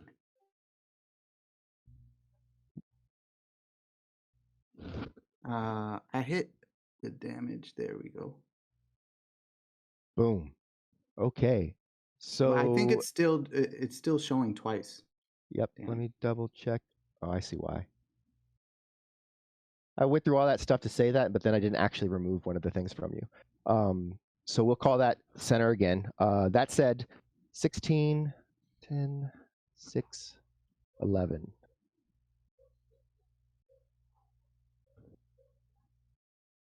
Yeah, so the fires just kind of ravage over it and burn away any like little bits of cloth. However, it Still standing. still manages to keep its feet. And with that, the round ends, and we are going to take our 10-minute break and finish up, hopefully mop these guys up on the back end when we get back. So join us. Thank you. Thank you so much for joining.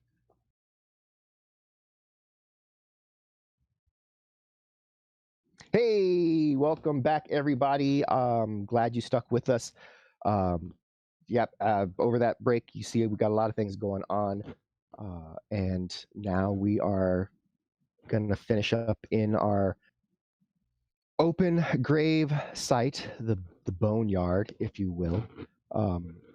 This lovely map, by the way, is going to be available as part of the first stretch goal for the Kickstarter, where we're packaging up all the stuff for the VTTs for people to be able to kind of run their own adventures through all this stuff. So, if you like this map of bones inspired by Alex. So, I like yes. Without further ado, Shayloon, it is your turn. You are up. Oh boy. So there's someone else attacking Mr. Lachlan. Locked, yes. So this time I can definitely feel like this like wave of tiredness. Like I've still got some fight in me, but like I haven't done this much casting in a row in a while, so I'm a little worried about my fatigue. So I'm gonna cast one of the ones that doesn't weigh on me as much, and I'm gonna do. I kind of hold my book to my chest and then cup my hands and kind of blow, and this cold air comes from me, and I'm casting chill freeze on the one that is attacking Mr. Lachlan. So gotta do my There, I did it. Okay. And then it's going to be a con save from it. Okay. It's targeted, so go ahead and hit that con save. Obey my commands, technology. Maybe I lost access to magic. Yeah, that's. Oh, You're too tired. there it goes. There it goes. All right, so that's an 8. So just remember the 3 buttons across. There's cast, attack, and save. What I did was I untargeted it and retargeted it in case that was what was causing the trouble. Well, it told me host connection lost and then reconnected, and then it started coming through. All right. Okay, that happened to me too. Damage. And exceeds by 2. So let's find out if it falls down. Yep, it is still up. It does not. It does not fall down.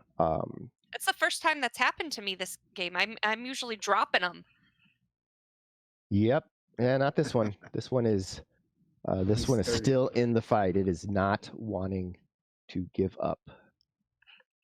Next up then is going to be Aegis. So I lost connection to Fantasy Grounds, and then it came back up, and I'm not in the same. Like my dice are all different. I can't find my character and all that stuff. So I'm gonna close it all the way, and then I'm gonna open it up all the way again. But Okay. I don't need it right now. So I will yell to everybody, back to the gate. We will use it to cut them off. And then I will walk towards Lox and maybe go back to back with him Okay. and take the dodge action. Okay. And then fix Fantasy Grounds. And then fix Fantasy Grounds. All right. Taking the dodge action. 1 second. Let's make sure we apply that.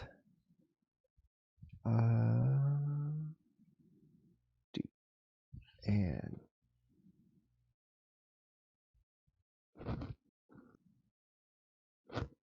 Panabon. Not only will it not die, it's not responding to my rapier wit, which I find troublesome beyond belief. Is there a way, since my rapier is currently, I guess that's me, sorry about that. Is there a way, since my rapier is currently lodged in its lower thorax, that I can like just dagger it too? Is that something I can do? You can you can make an offhand attack. What that means is that during your attack action, you make your normal attack with the rapier, and then you could then make an offhand attack with your dagger. Or if you want to let go of the rapier and draw your dagger and just attack it with the dagger, you can. The lodged in, that's just flavor text really. The mechanic is that you can attack with your rapier or do whatever you need to. Okay, I would like to. I really just want to stab this until it's dead and then walk away, because now I'm getting frustrated with it. So I don't know if there's like an angry mode for a gnome, but I'm feeling that pretty heavily right now. So rapier and then offhand with the dagger would be really nice. That would make me feel really good. Okay, so go ahead and start with that rapier.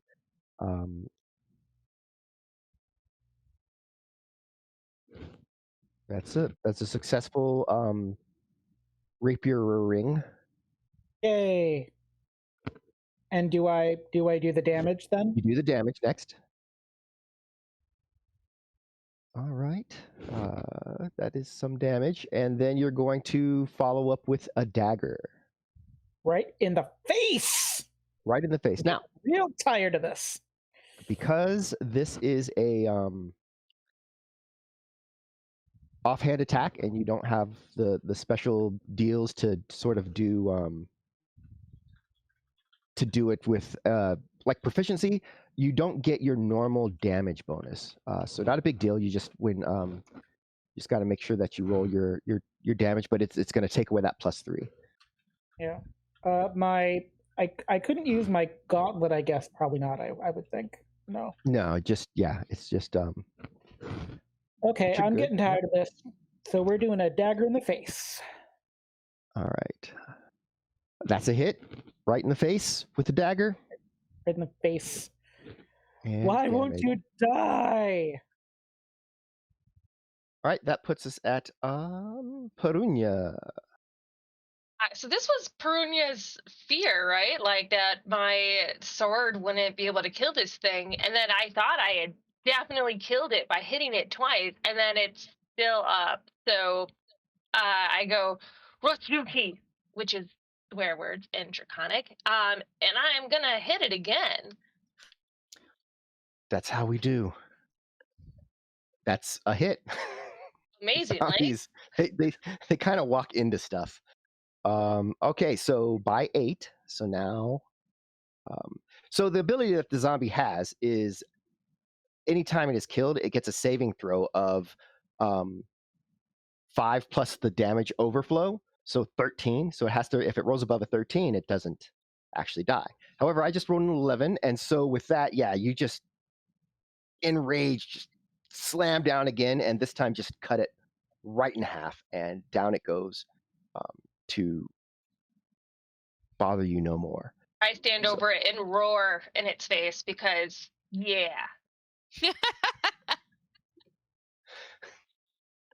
Very good. Start flexing on it. Lachlan. All right, so I have this guy right next to me. I don't like You him. do. So what I'm gonna do is take aim, and by taking aim here, I'm pointing the gun right at its not alive head, and Right. I'm about to blast him away as best as I can. So, take aim as a bonus action, which gives you advantage. You are using a ranged attack in melee, which is disadvantage, and Right. so it's a wash. Right. That's why I did it. So, gonna roll. And shoot him with a normal. Do I have to shoot him with a normal bullet or with a magic bullet? The By action magic, I mean- it can be magic. It's Cool. your action. Cool. So it still gave me advantage for some reason, Danny. Oh, because I didn't because you have to hit the disadvantage I button. have to. Got it. Yeah. Sorry. So I probably let me see. yeah, just roll again. Okay. It has expired the thing, so just do an attack roll. Yeah. Boom. That is going to be a hit. So go ahead and apply Nice. that damage. Great.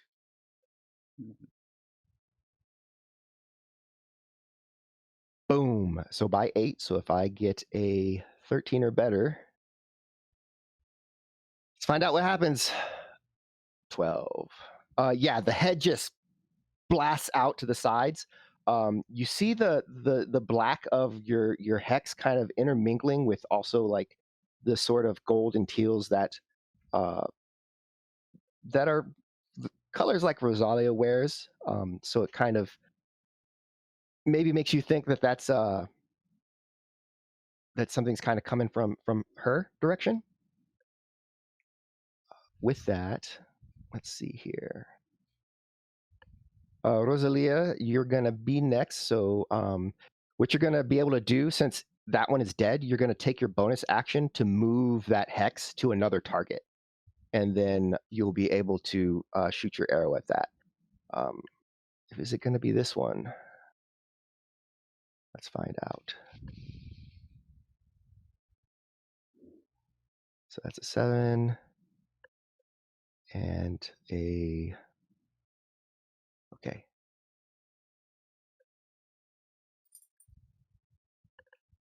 All right. So that one is down as well. All right, Rosalia. So I'm going to aim for creature 17. Okay. That is a hit, so then you can double click where it says 4 piercing. Boom. There you go. Rocked it. Just an arrow streaks out from your from the bow that you've created and just hits it right in the head, and it turns as the arrow in the eye sockets just slowly starts to kind of fade away in trails of this gold and teal. And it is going to turn towards you. Meanwhile, this thing, they're all still over at the fence. They're really interested. They heard Daft Punk was going to play. So,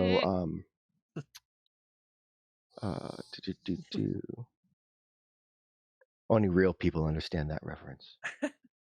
And also, real people don't understand that reference. So, Fair.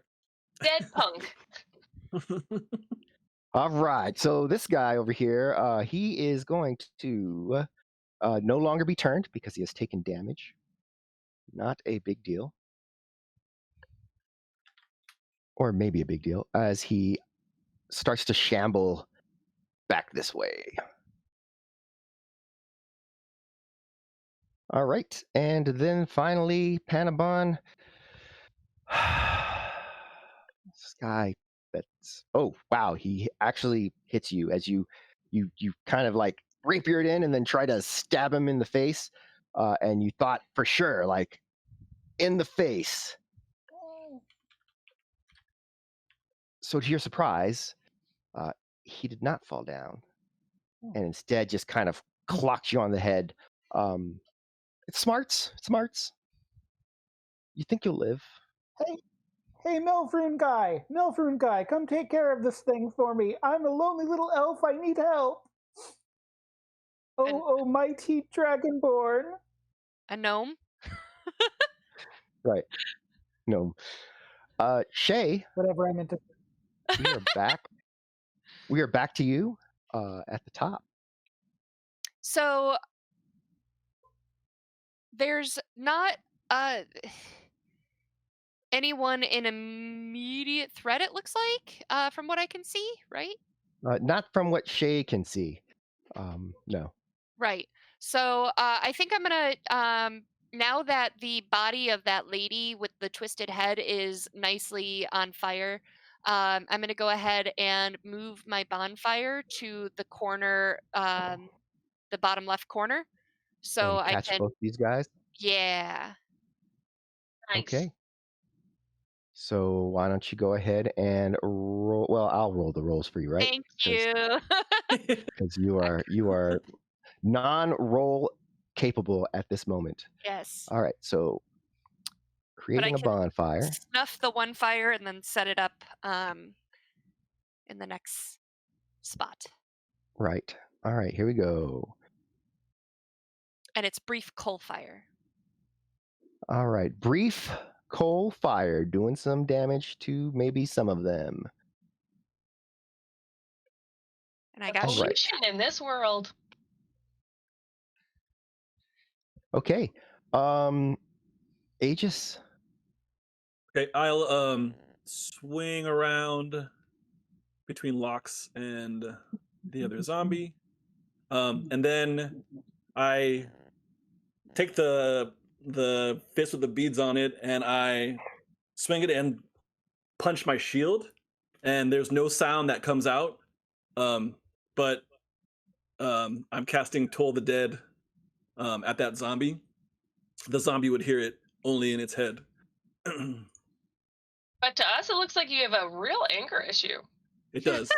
It does indeed. Yes. But it's like kind of does. kung fu like the way I do it. It's kind of flourishy. Like Yeah, it's not like punching it's like a 1-inch punch. It's like yeah, it's like, and then he does a stance.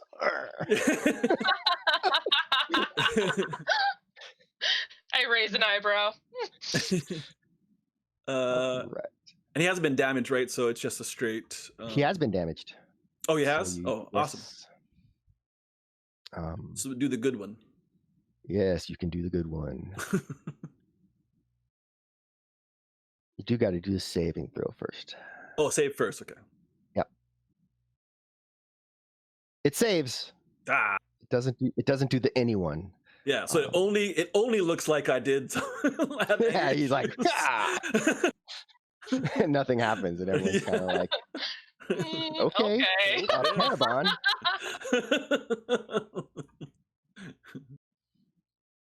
You're still over here playing with this thing. Wait, is it my turn again? It is your turn. Yeah. That's really quick. Wow. Yeah. I'm honored. I love to stab things. I was kind of hoping that my cries for sadness would get the attention of the chivalrous dragonborn, and I could get them over here, and then I could stab them because they would feel it. But I guess not. So I guess I'm gonna go with the rapier and then the offhand dagger again because you know what, I'm here, might as well do it. Okay. Yeah, let's go ahead and make that happen. All right, rapier. How'd my rapier do? That's it. Sweet. Please die. Okay, before you do the dagger. Okay. It is, as you skewer up into it and the point of the rapier kind of comes out the back of the neck, it starts to slide down forward towards you. What would you like to do? What did it do? I didn't quite catch that. It's sliding and kind of like crumbling on its knees and falling, but towards you. Oh, great! Can I use the momentum of the rapier to just kind of slice it in half, like the length of bread? Why, yes, you can. As you kind of spin and just pull, and it actually like comes right out the neck, and then the head kind of flops over. It's attached by like a flap of stuff here, you know. But it stops. It twitches like twice, and then it just stops. Fabulous. So that makes me so happy. Okay. Victory, Panabon. Yay. Perunia, there's a fire over here in this corner where these two skeletons are, as they are starting to turn around and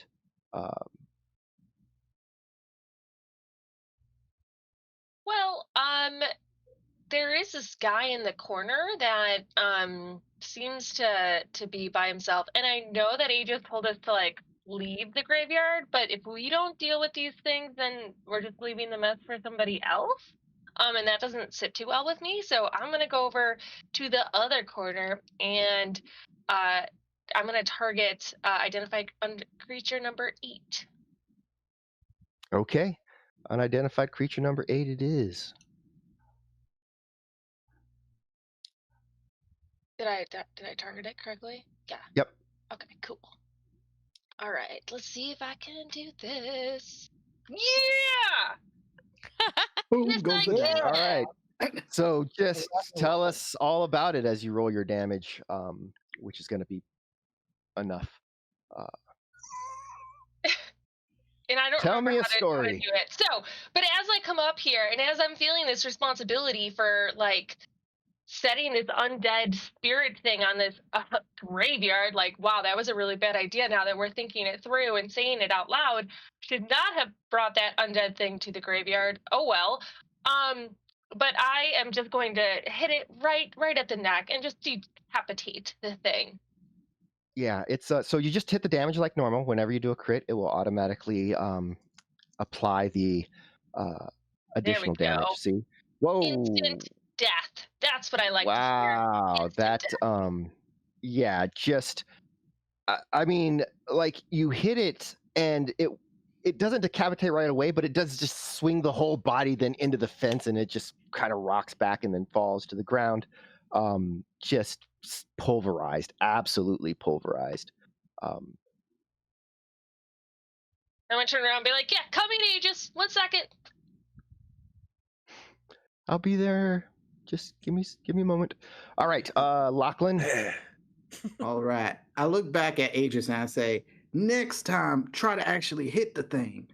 Because I've seen him do it before. And and then I'm going to move. Actually, no. I should just shoot that thing. So yeah, I'm going to see. I'm not going to move my Hex, so I'm going to let Hex expire and put do take aim so I can get advantage on the attack.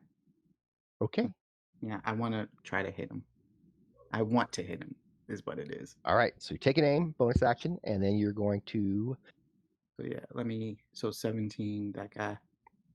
All right. Take aim. Effect.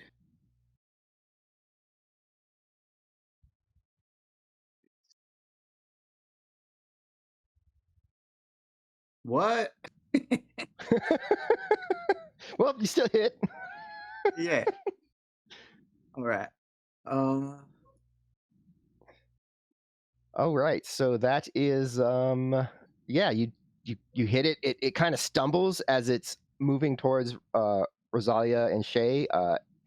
It looks like it kind of turns towards you for a couple of steps, but it's still going in the same direction, and then it just kind of totters back into facing Rosalia and continues moving in that towards them.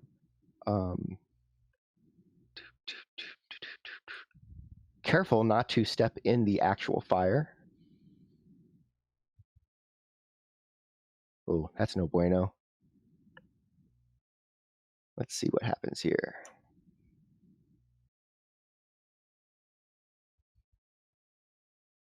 One. And then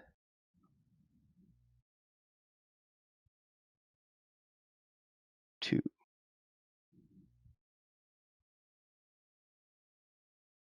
Okay.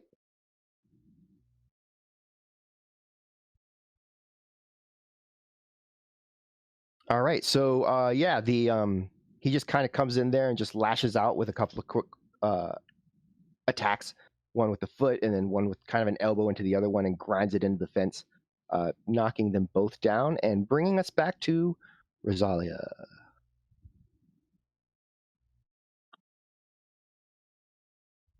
Rosalia is super irritated because this creature's been hit by like at least five times by 3 different people and it's still not dead. So she kind of looks through what she has and tries to think of what she could use to kill it. And she comes right back to her packed weapon and decides that she wants to hit the thing with a knife. I believe this is either a knife or a sword. It's above the arrow. So remember, to change, that's going to require a whole new action if you're going to change out your packed weapon. Okay, well, she decides that's taking a little bit too long, so she's going to go back to the bow and arrow. Okay. And try to launch it at him again. Hopefully this will take him down.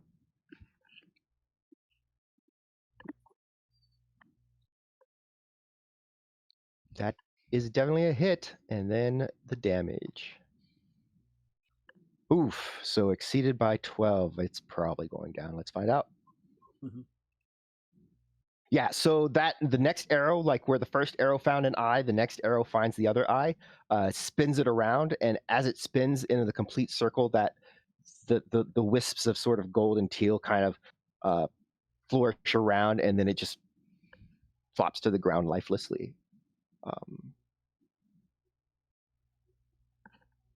There's a moment of silence as everyone's kind of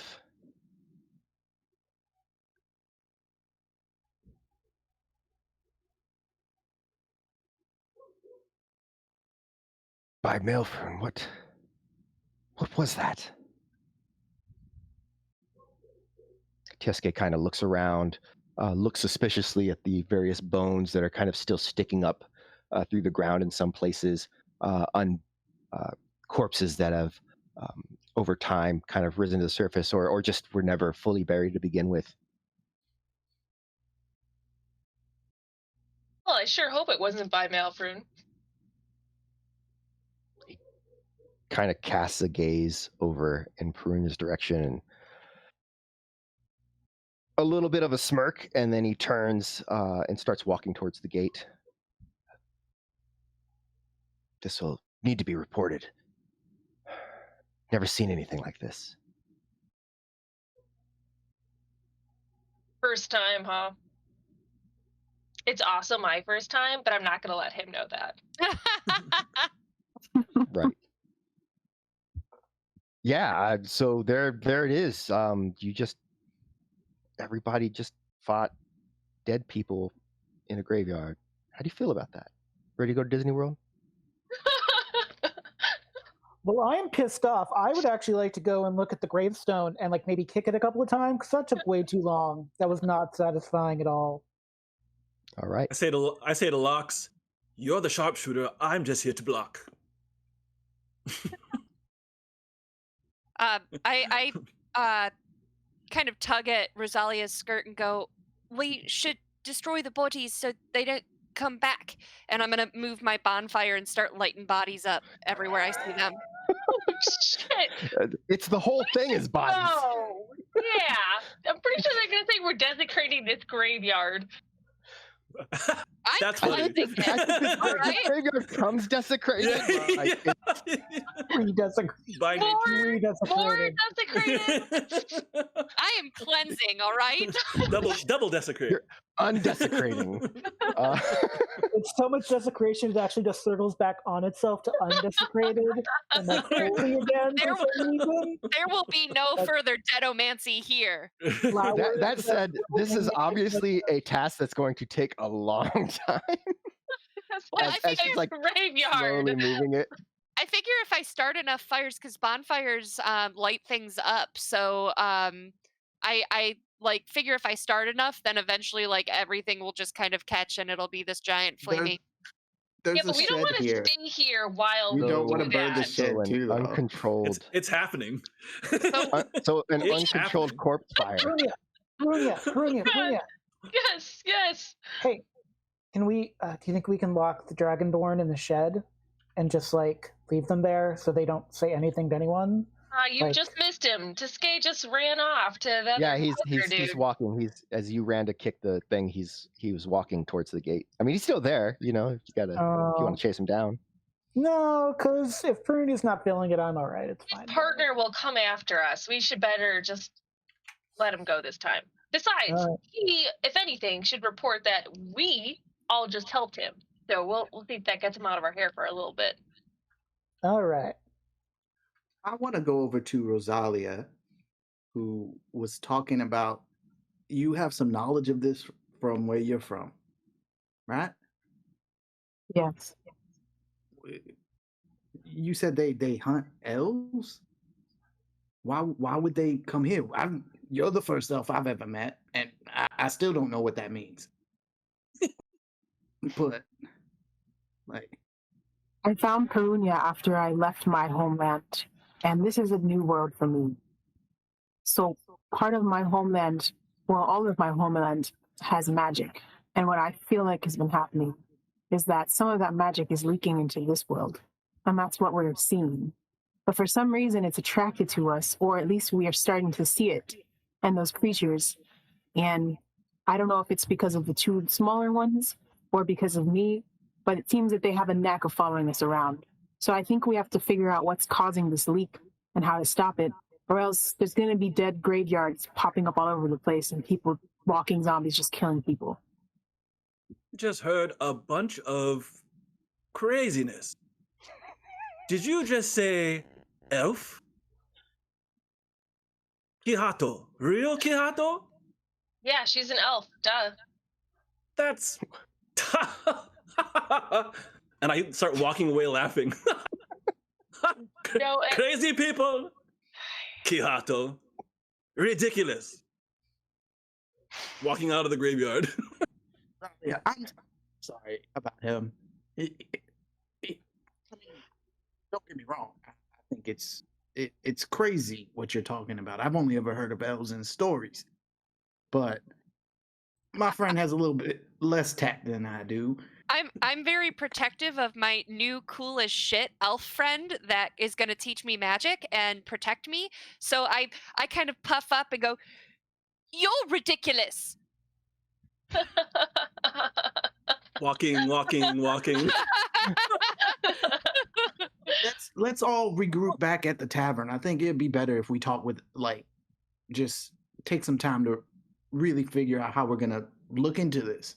Right? We need to get away from the burning graveyard, like right now, Yeah, before we it get. smells really bad.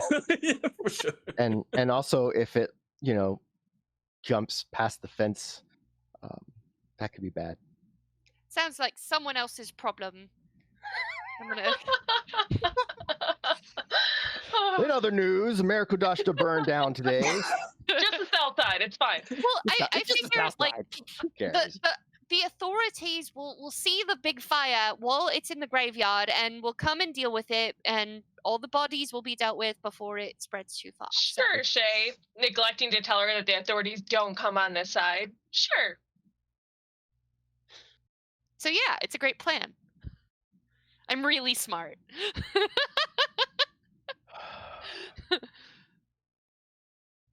I'm going All back right, to the well, tavern. With Yes. that, everyone, I assume, is heading back to the tavern. I march along kind of like proudly next to Rosalia, and I'm like, I told you I could light shit up. You're small, but you're fierce.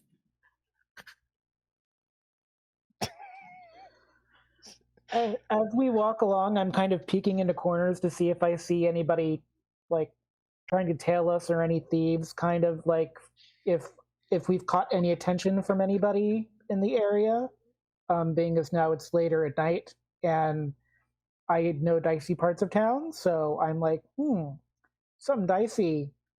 We could have got some attention to somebody. Go ahead and make that perception test. You rolled an 18 plus 1. It's 19. So as you're walking along and just kind of like keeping an eye out to the shadows, you do notice that there is life, the nightlife of the southern part of Merikudashta is happening. It's less. It seems less furtive than what you're used to. It's like they're not necessarily trying to hide. They do quiet down a bit as the party kind of walks by, and that's what clues Panabon in. But then they just spark up their conversation after, without really seeming to care if anyone else nearby that they probably know is hearing them. And you get this sense. Let's have you do an insight check. So I guess I'll roll that for you too. Yeah, because I still got no character selection or anything, so. So that time you rolled a 19 plus 1 is 20. You get a sense that roll for me all the time, Danny. I want you to roll for me all the time. Yeah, you don't. It's always great when it's good rolls, and then when it's bad rolls, everybody hates me. I'd like you no matter what. So yeah, you get the sense that like there's definitely the guild presence, and they're definitely down here, and they're more open down here, probably because there's not as much guard patrols, and also there's not like the stealing doesn't happen down here. The stealing happens on the other side, and then folks come back this way. So it's but you do see them, you do notice, and it's one of those things where if you needed to, you feel like you could probably make contact. Yes, I don't feel like I need to make contact, but I'm just keeping an eyeball, as one does. Mm-hmm. And I'd like to keep an eye out just to make sure that I don't see the Inquisitor Dragonborn anywhere around, or Tiskai. Okay, you can make a perception test as you're keeping that eye open, and as long as everyone else is content to get back to the inn, you don't see either of them. You arrive back at the inn, and it's by this time there's definitely a lot less people in the inn, but there still are a few, just those hardcore, I haven't passed out yet. Am I gonna puke first and then pass out, or pass out and then puke? Those folks, Well, I turn to these guys and I'll be like, I don't know about you guys, but after that, I need a drink. Yeah. I'm with you. Miss All right. Avril Lavenge. Avril Lavenge. You now have an official AKA. Runner name. So much for my happy ending. Oh. This time I want to buy the drinks for the group. Okay. The fella takes a silver coin from the lot of you. And let me pull up where the boom. Yeah, so the desert bloom, kind of you head up, and there's definitely a table now that will seat everybody, if that's what people want to do is take a seat at that table, sit down, and the drinks are brought forthwith. Within a few minutes, Aegis is just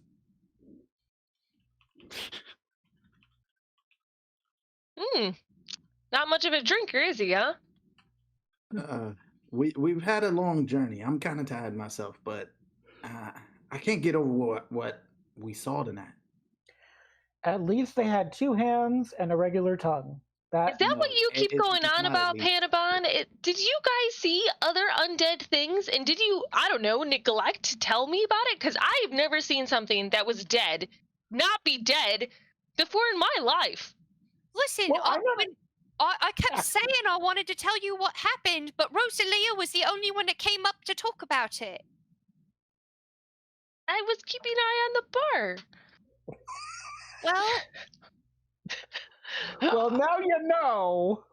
Well, you guys, we don't want to talk about this too loud. Talk about what? Crazy. We're not saying what we're not talking about. It's fine. Yeah. All right. Anyway, it sounds like some magic is leaking here since the fall of the Tempest. I don't know, but it's making people get up out of their graves and dance around. I don't like that. I was not dancing at all. Panabon knows dancing. Yeah, as a professional dancer, I have to say that was like the worst dancing I've ever seen. It was a turn of phrase. Sorry. So, where do we start? Well, I mean, we found a portal that Rosalia came through, but that portal had a mountain fall on top of it, so I don't think they came out of that one. But the problem is I think they could spring up anywhere. I don't know if we know enough. I mean, Rosalia, what happened on the other side of that portal to make it open up? Do you know? One day it was not there, and the next day it was.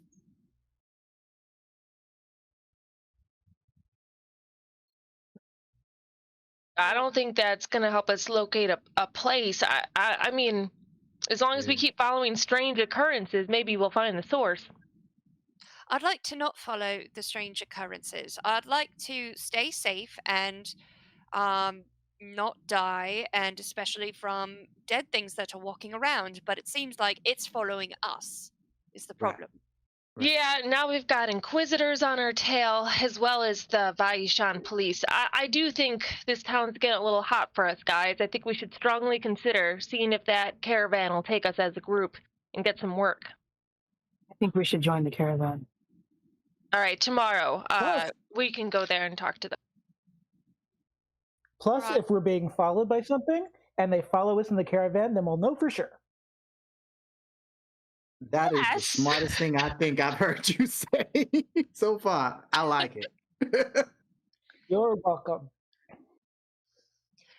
All right. Yeah, Sounds well, like we drink till the morning, or we going out on the caravan. I'm drinking. I can't sleep.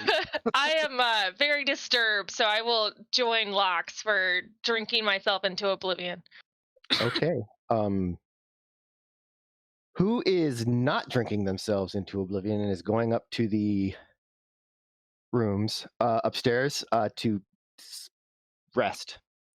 I startle awake and excuse myself to go upstairs to sleep.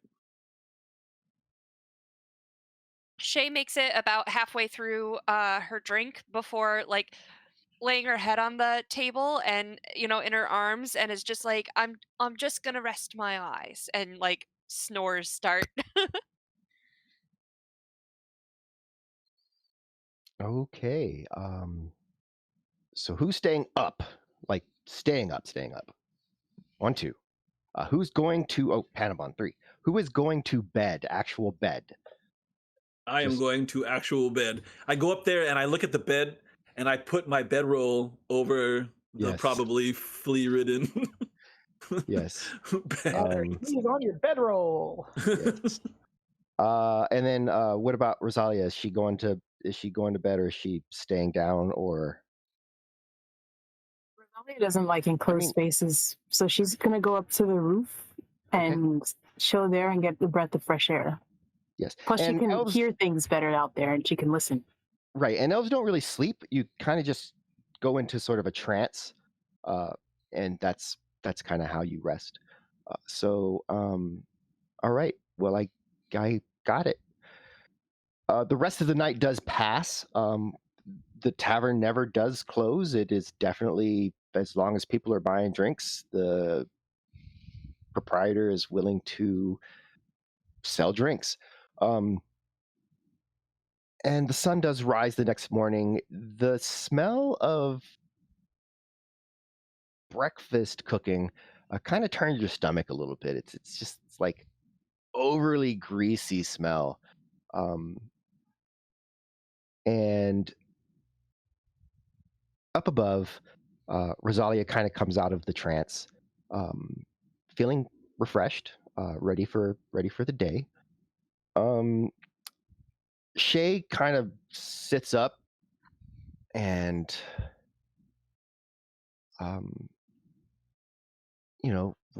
rubs her eyes a bit and gets the benefit of a short rest.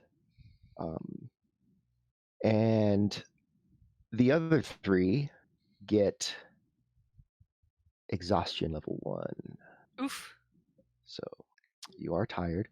But the sun is up, and it might be time to go check out that caravan.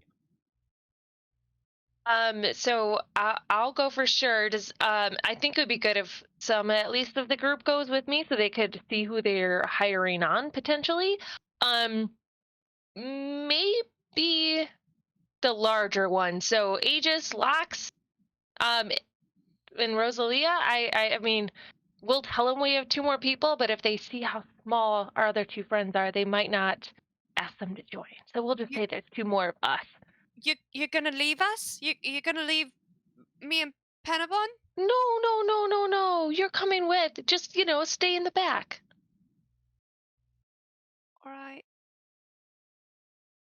I mean, we're hiring ourselves on as big bodyguards. They don't understand what you can do yet. That's all. I just don't want to be left alone to get hunted by the stuff from yesterday. You're all right, but this Also, I'm splitting going to headache take a I nap have is now that it's killing me. daylight, so that wouldn't be ideal either. About what time did we go to sleep, or did I go to sleep, Dan? Probably like 3 in the morning, 4 in the morning. So it's going to be around noon if you want to get your full rest. Yeah, and I'm grumpy. I mean, I know you guys are exhausted, and I got a full rest, but I'm just not happy that I woke up so late. Yep. So,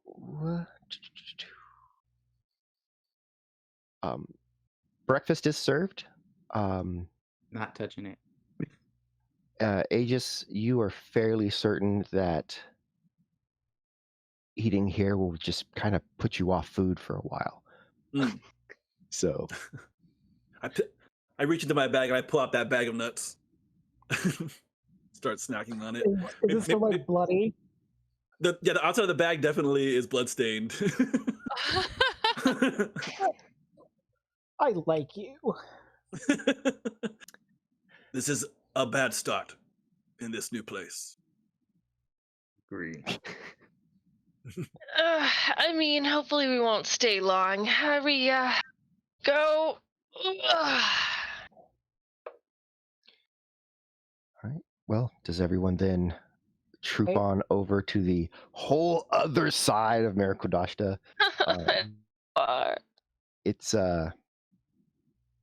It's hot. It's balmy. Hungover. Sore from getting punched by dead things. It gets a little bit better when you get on the other side of the bridge. Like just even crossing over the river, it cools down a little bit, and then you get across the bridge, and then everything's not so packed in tight. But it's still kind of a ways. The palace is, as you cross the bridge, it's one of the center bridges, and so there's this palace on the right. It rises up. There's a sort of a central ziggurat, and then some domed towers kind of around the outside. It's all walled in. And right around the palace, of course, are several sort of villas, just, the nice housing. You wonder, though, uh, there's not this sort of setup in like Phenopophel and in like Eineland. I mean, the palace and these villas have a really nice view of across the river, which is just really not that nice. So if property values were a thing, you'd wonder about that. Moving through, you pass by the Blue Joke Lodge, which is the Orc Lodge there. The orcs in Vaishan are not, they agreed to the compact several hundred years ago, where they would kind of live in peace in wherever their nations are. And so here in Vaishan, they are basically, they run their own caravans as well, but they also hire on as guards and as guides in the desert and throughout the desert. And they've spent a lot of time just kind of exploring the desert and finding like all the different things. So it's sort of a, if you want to just get across the desert in a caravan, that's fine. But if there's something like in particular you're looking for, oftentimes it's the orcs that can show you the way. Past the lodge, however, maybe another half mile up, is the caravan staging. It's just really mostly big, wide open spaces. There's several, what could be like a coster or like a mercantile guild, several buildings for those. There's definitely a large caravan getting prepared. There's several camels that are early part of their load. Just it's like they're just kind of getting everything checked, making sure they have all the water. And you do hear someone like kind of barking orders at various people as they get stuff ready. If there's around 50 camels now, there's probably going to be at least twice that on the actual caravan, as the other merchants who are kind of coming in will bolster those numbers. Look at all those strange horses they have. They're camels. A camp. Mhm. All right. Why are they so weird in the middle? Well, I promise you I don't know, but they do pretty well out there on the sands. I believe it. They're They look strong. Their humps are to store moisture so that they can survive in the desert, or so I have read. He's probably right. I mean, I don't know. They're weird looking to me. Maybe They I'm just spit drunk. too. Nasty things, really, they are. So I'm gonna go up to one of the ones that were barking orders, and I'm gonna assume that he is the caravan leader. And I'm gonna approach him and say, "Greetings, salutations." He kind of looks up at you, takes a little bit of a step back. Yes. How may I help you? My friend Keej said that one of the caravans here were looking for people to hire on as bodyguards. Yes. As guards, we are leaving out tomorrow. We are the Restless Wind. I am Norsam Vionker. I'm sorry. I messed up. Blah, this is a lady. I'm Norsam Vionker, and this is my caravan. you would like to hire on then? Yes, ma'am. Well, I've got a group, but there are 6 of us who are battle tested and strong. Well, if they're half as intimidating as you, then perhaps their presence alone will be enough to ward off any raiders from the desert. My standard payment schedule is silver coin a day, and it should. We'll be weeks out in the desert. That seems like the standard rate of caravans to me, so I think that's a fair thing. And several weeks out, I think is fine. But may I ask where your final destination is? I don't know if you said that yet. Yes, we are going to Giulaluti, and Giulaluti is the capital of Vaishan. Vaishan is not a nation like it's not as unified, so it just has a lot of major cities, and each of those cities is sort of kind of run by its own like warrior king, and then Giulaluti is just it's kind of like the king of kings is rules from there, but really just lets everything kind of run itself.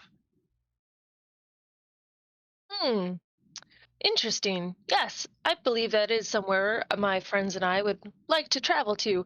I think that sounds good. You said tomorrow, yes? Tomorrow, we will leave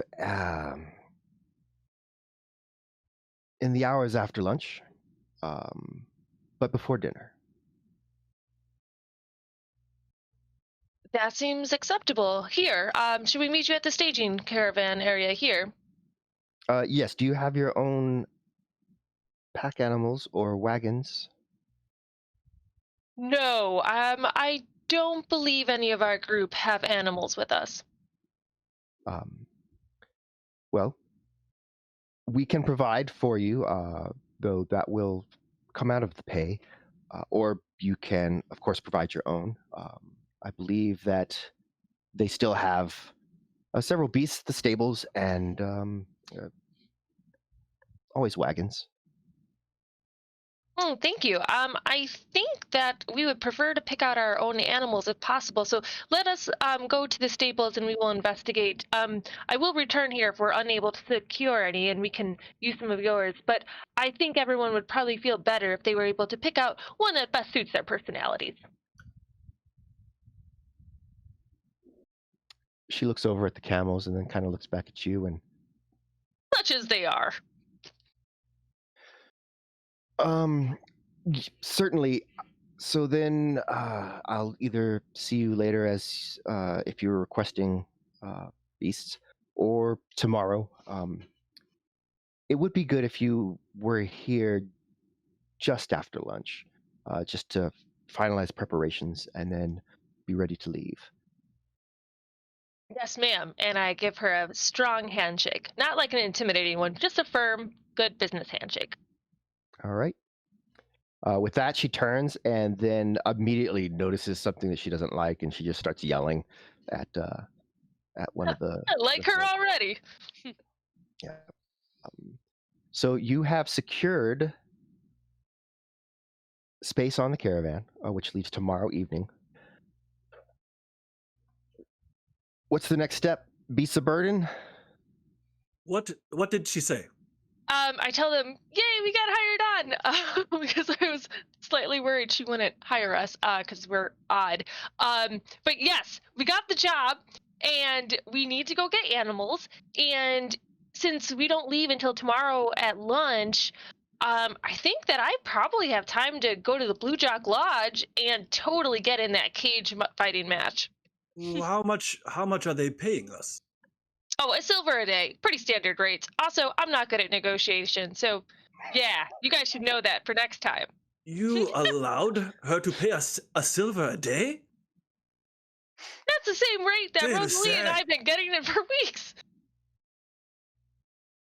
I start stomping over to the caravan leader. No, don't grab him. Grab him. Aegis, stop. So so you arrive over there, and she's got her back turned to you as she's like, it sounds like she's kind of yelling at somebody, but their demeanor is not like they're getting yelled at. It's more like they're just listening and going like, and then the person she's yelling at kind of like does this number here, as you kind of stand behind with your giant pack and shield, and then she stops and she turns. No, my name is Aegis Ing. I am with the Dragonborn you just spoke to. Hands out. She shakes your hand. Yes? Did you need something else? I believe that you intend to pay us a silver a day. Is that correct? It is a standard rate for caravan guardians. How many men are in your employ now?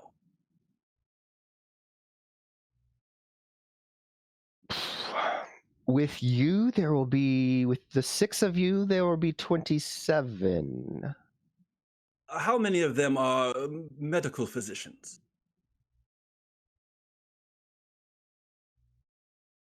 None? Are you a surgeon? How many of them have mercenary experience? All of them. Well, that's good. All silver. I am both a mercenary and a physician. My fee is 1 gold.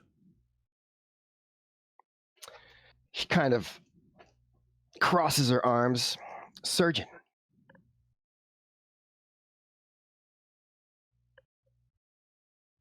Okay.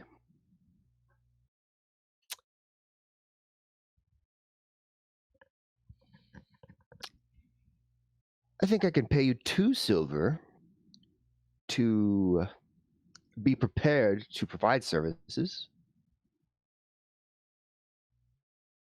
That you can pay me 5 silver, and I will assure that all of your men survive the trip. Make a persuasion test. Oh, we kept like, Oh boy. Ooh, that's not bad. 20. Okay. She looks at you.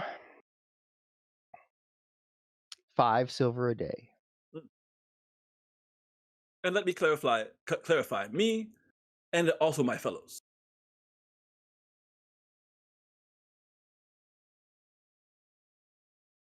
Nobody dies. Nobody dies. By the will of Nipoe. 5 silver a day, but if somebody dies, nothing. Very well. Harunia is not going to be happy about She this. reaches her hand out again to seal the deal. She's like spits in her palm and then puts her hand out. And I very pridefully shake her hand. Yes. With my She gloved just, hand. like really. A little bit of blood crumbs, probably, little blood flakes on my hand. Blood and like nut dust and stuff like that. Yeah. So with that secured. walking back, I'm kicking dirt. I'm like, Aegis. We will. What? We will see everybody next week. And see what the aftermath is of the goings on at the open grave site, and what it's like buying camels in Merakadashta, and what fighting in the Blue Joke Lodge arena is like. Thanks everybody for joining us. I had a good time. Thank you so much to the cast playing, and thank you everybody that's watching, and thank you Tom for running our tech masterfully. Thanks, Tom. Really appreciate that. Thank you. And with that, unless anyone else has anything, then we'll see you tomorrow for Dresden. Join right? the mailing list. Join the mailing list. Mm-hmm. See you tomorrow for Dresden. Wednesday, Kickstarter February 2nd. Kickstarter. February 2nd, and Shadowrun on Tuesday. Yeah. All right, ready, break.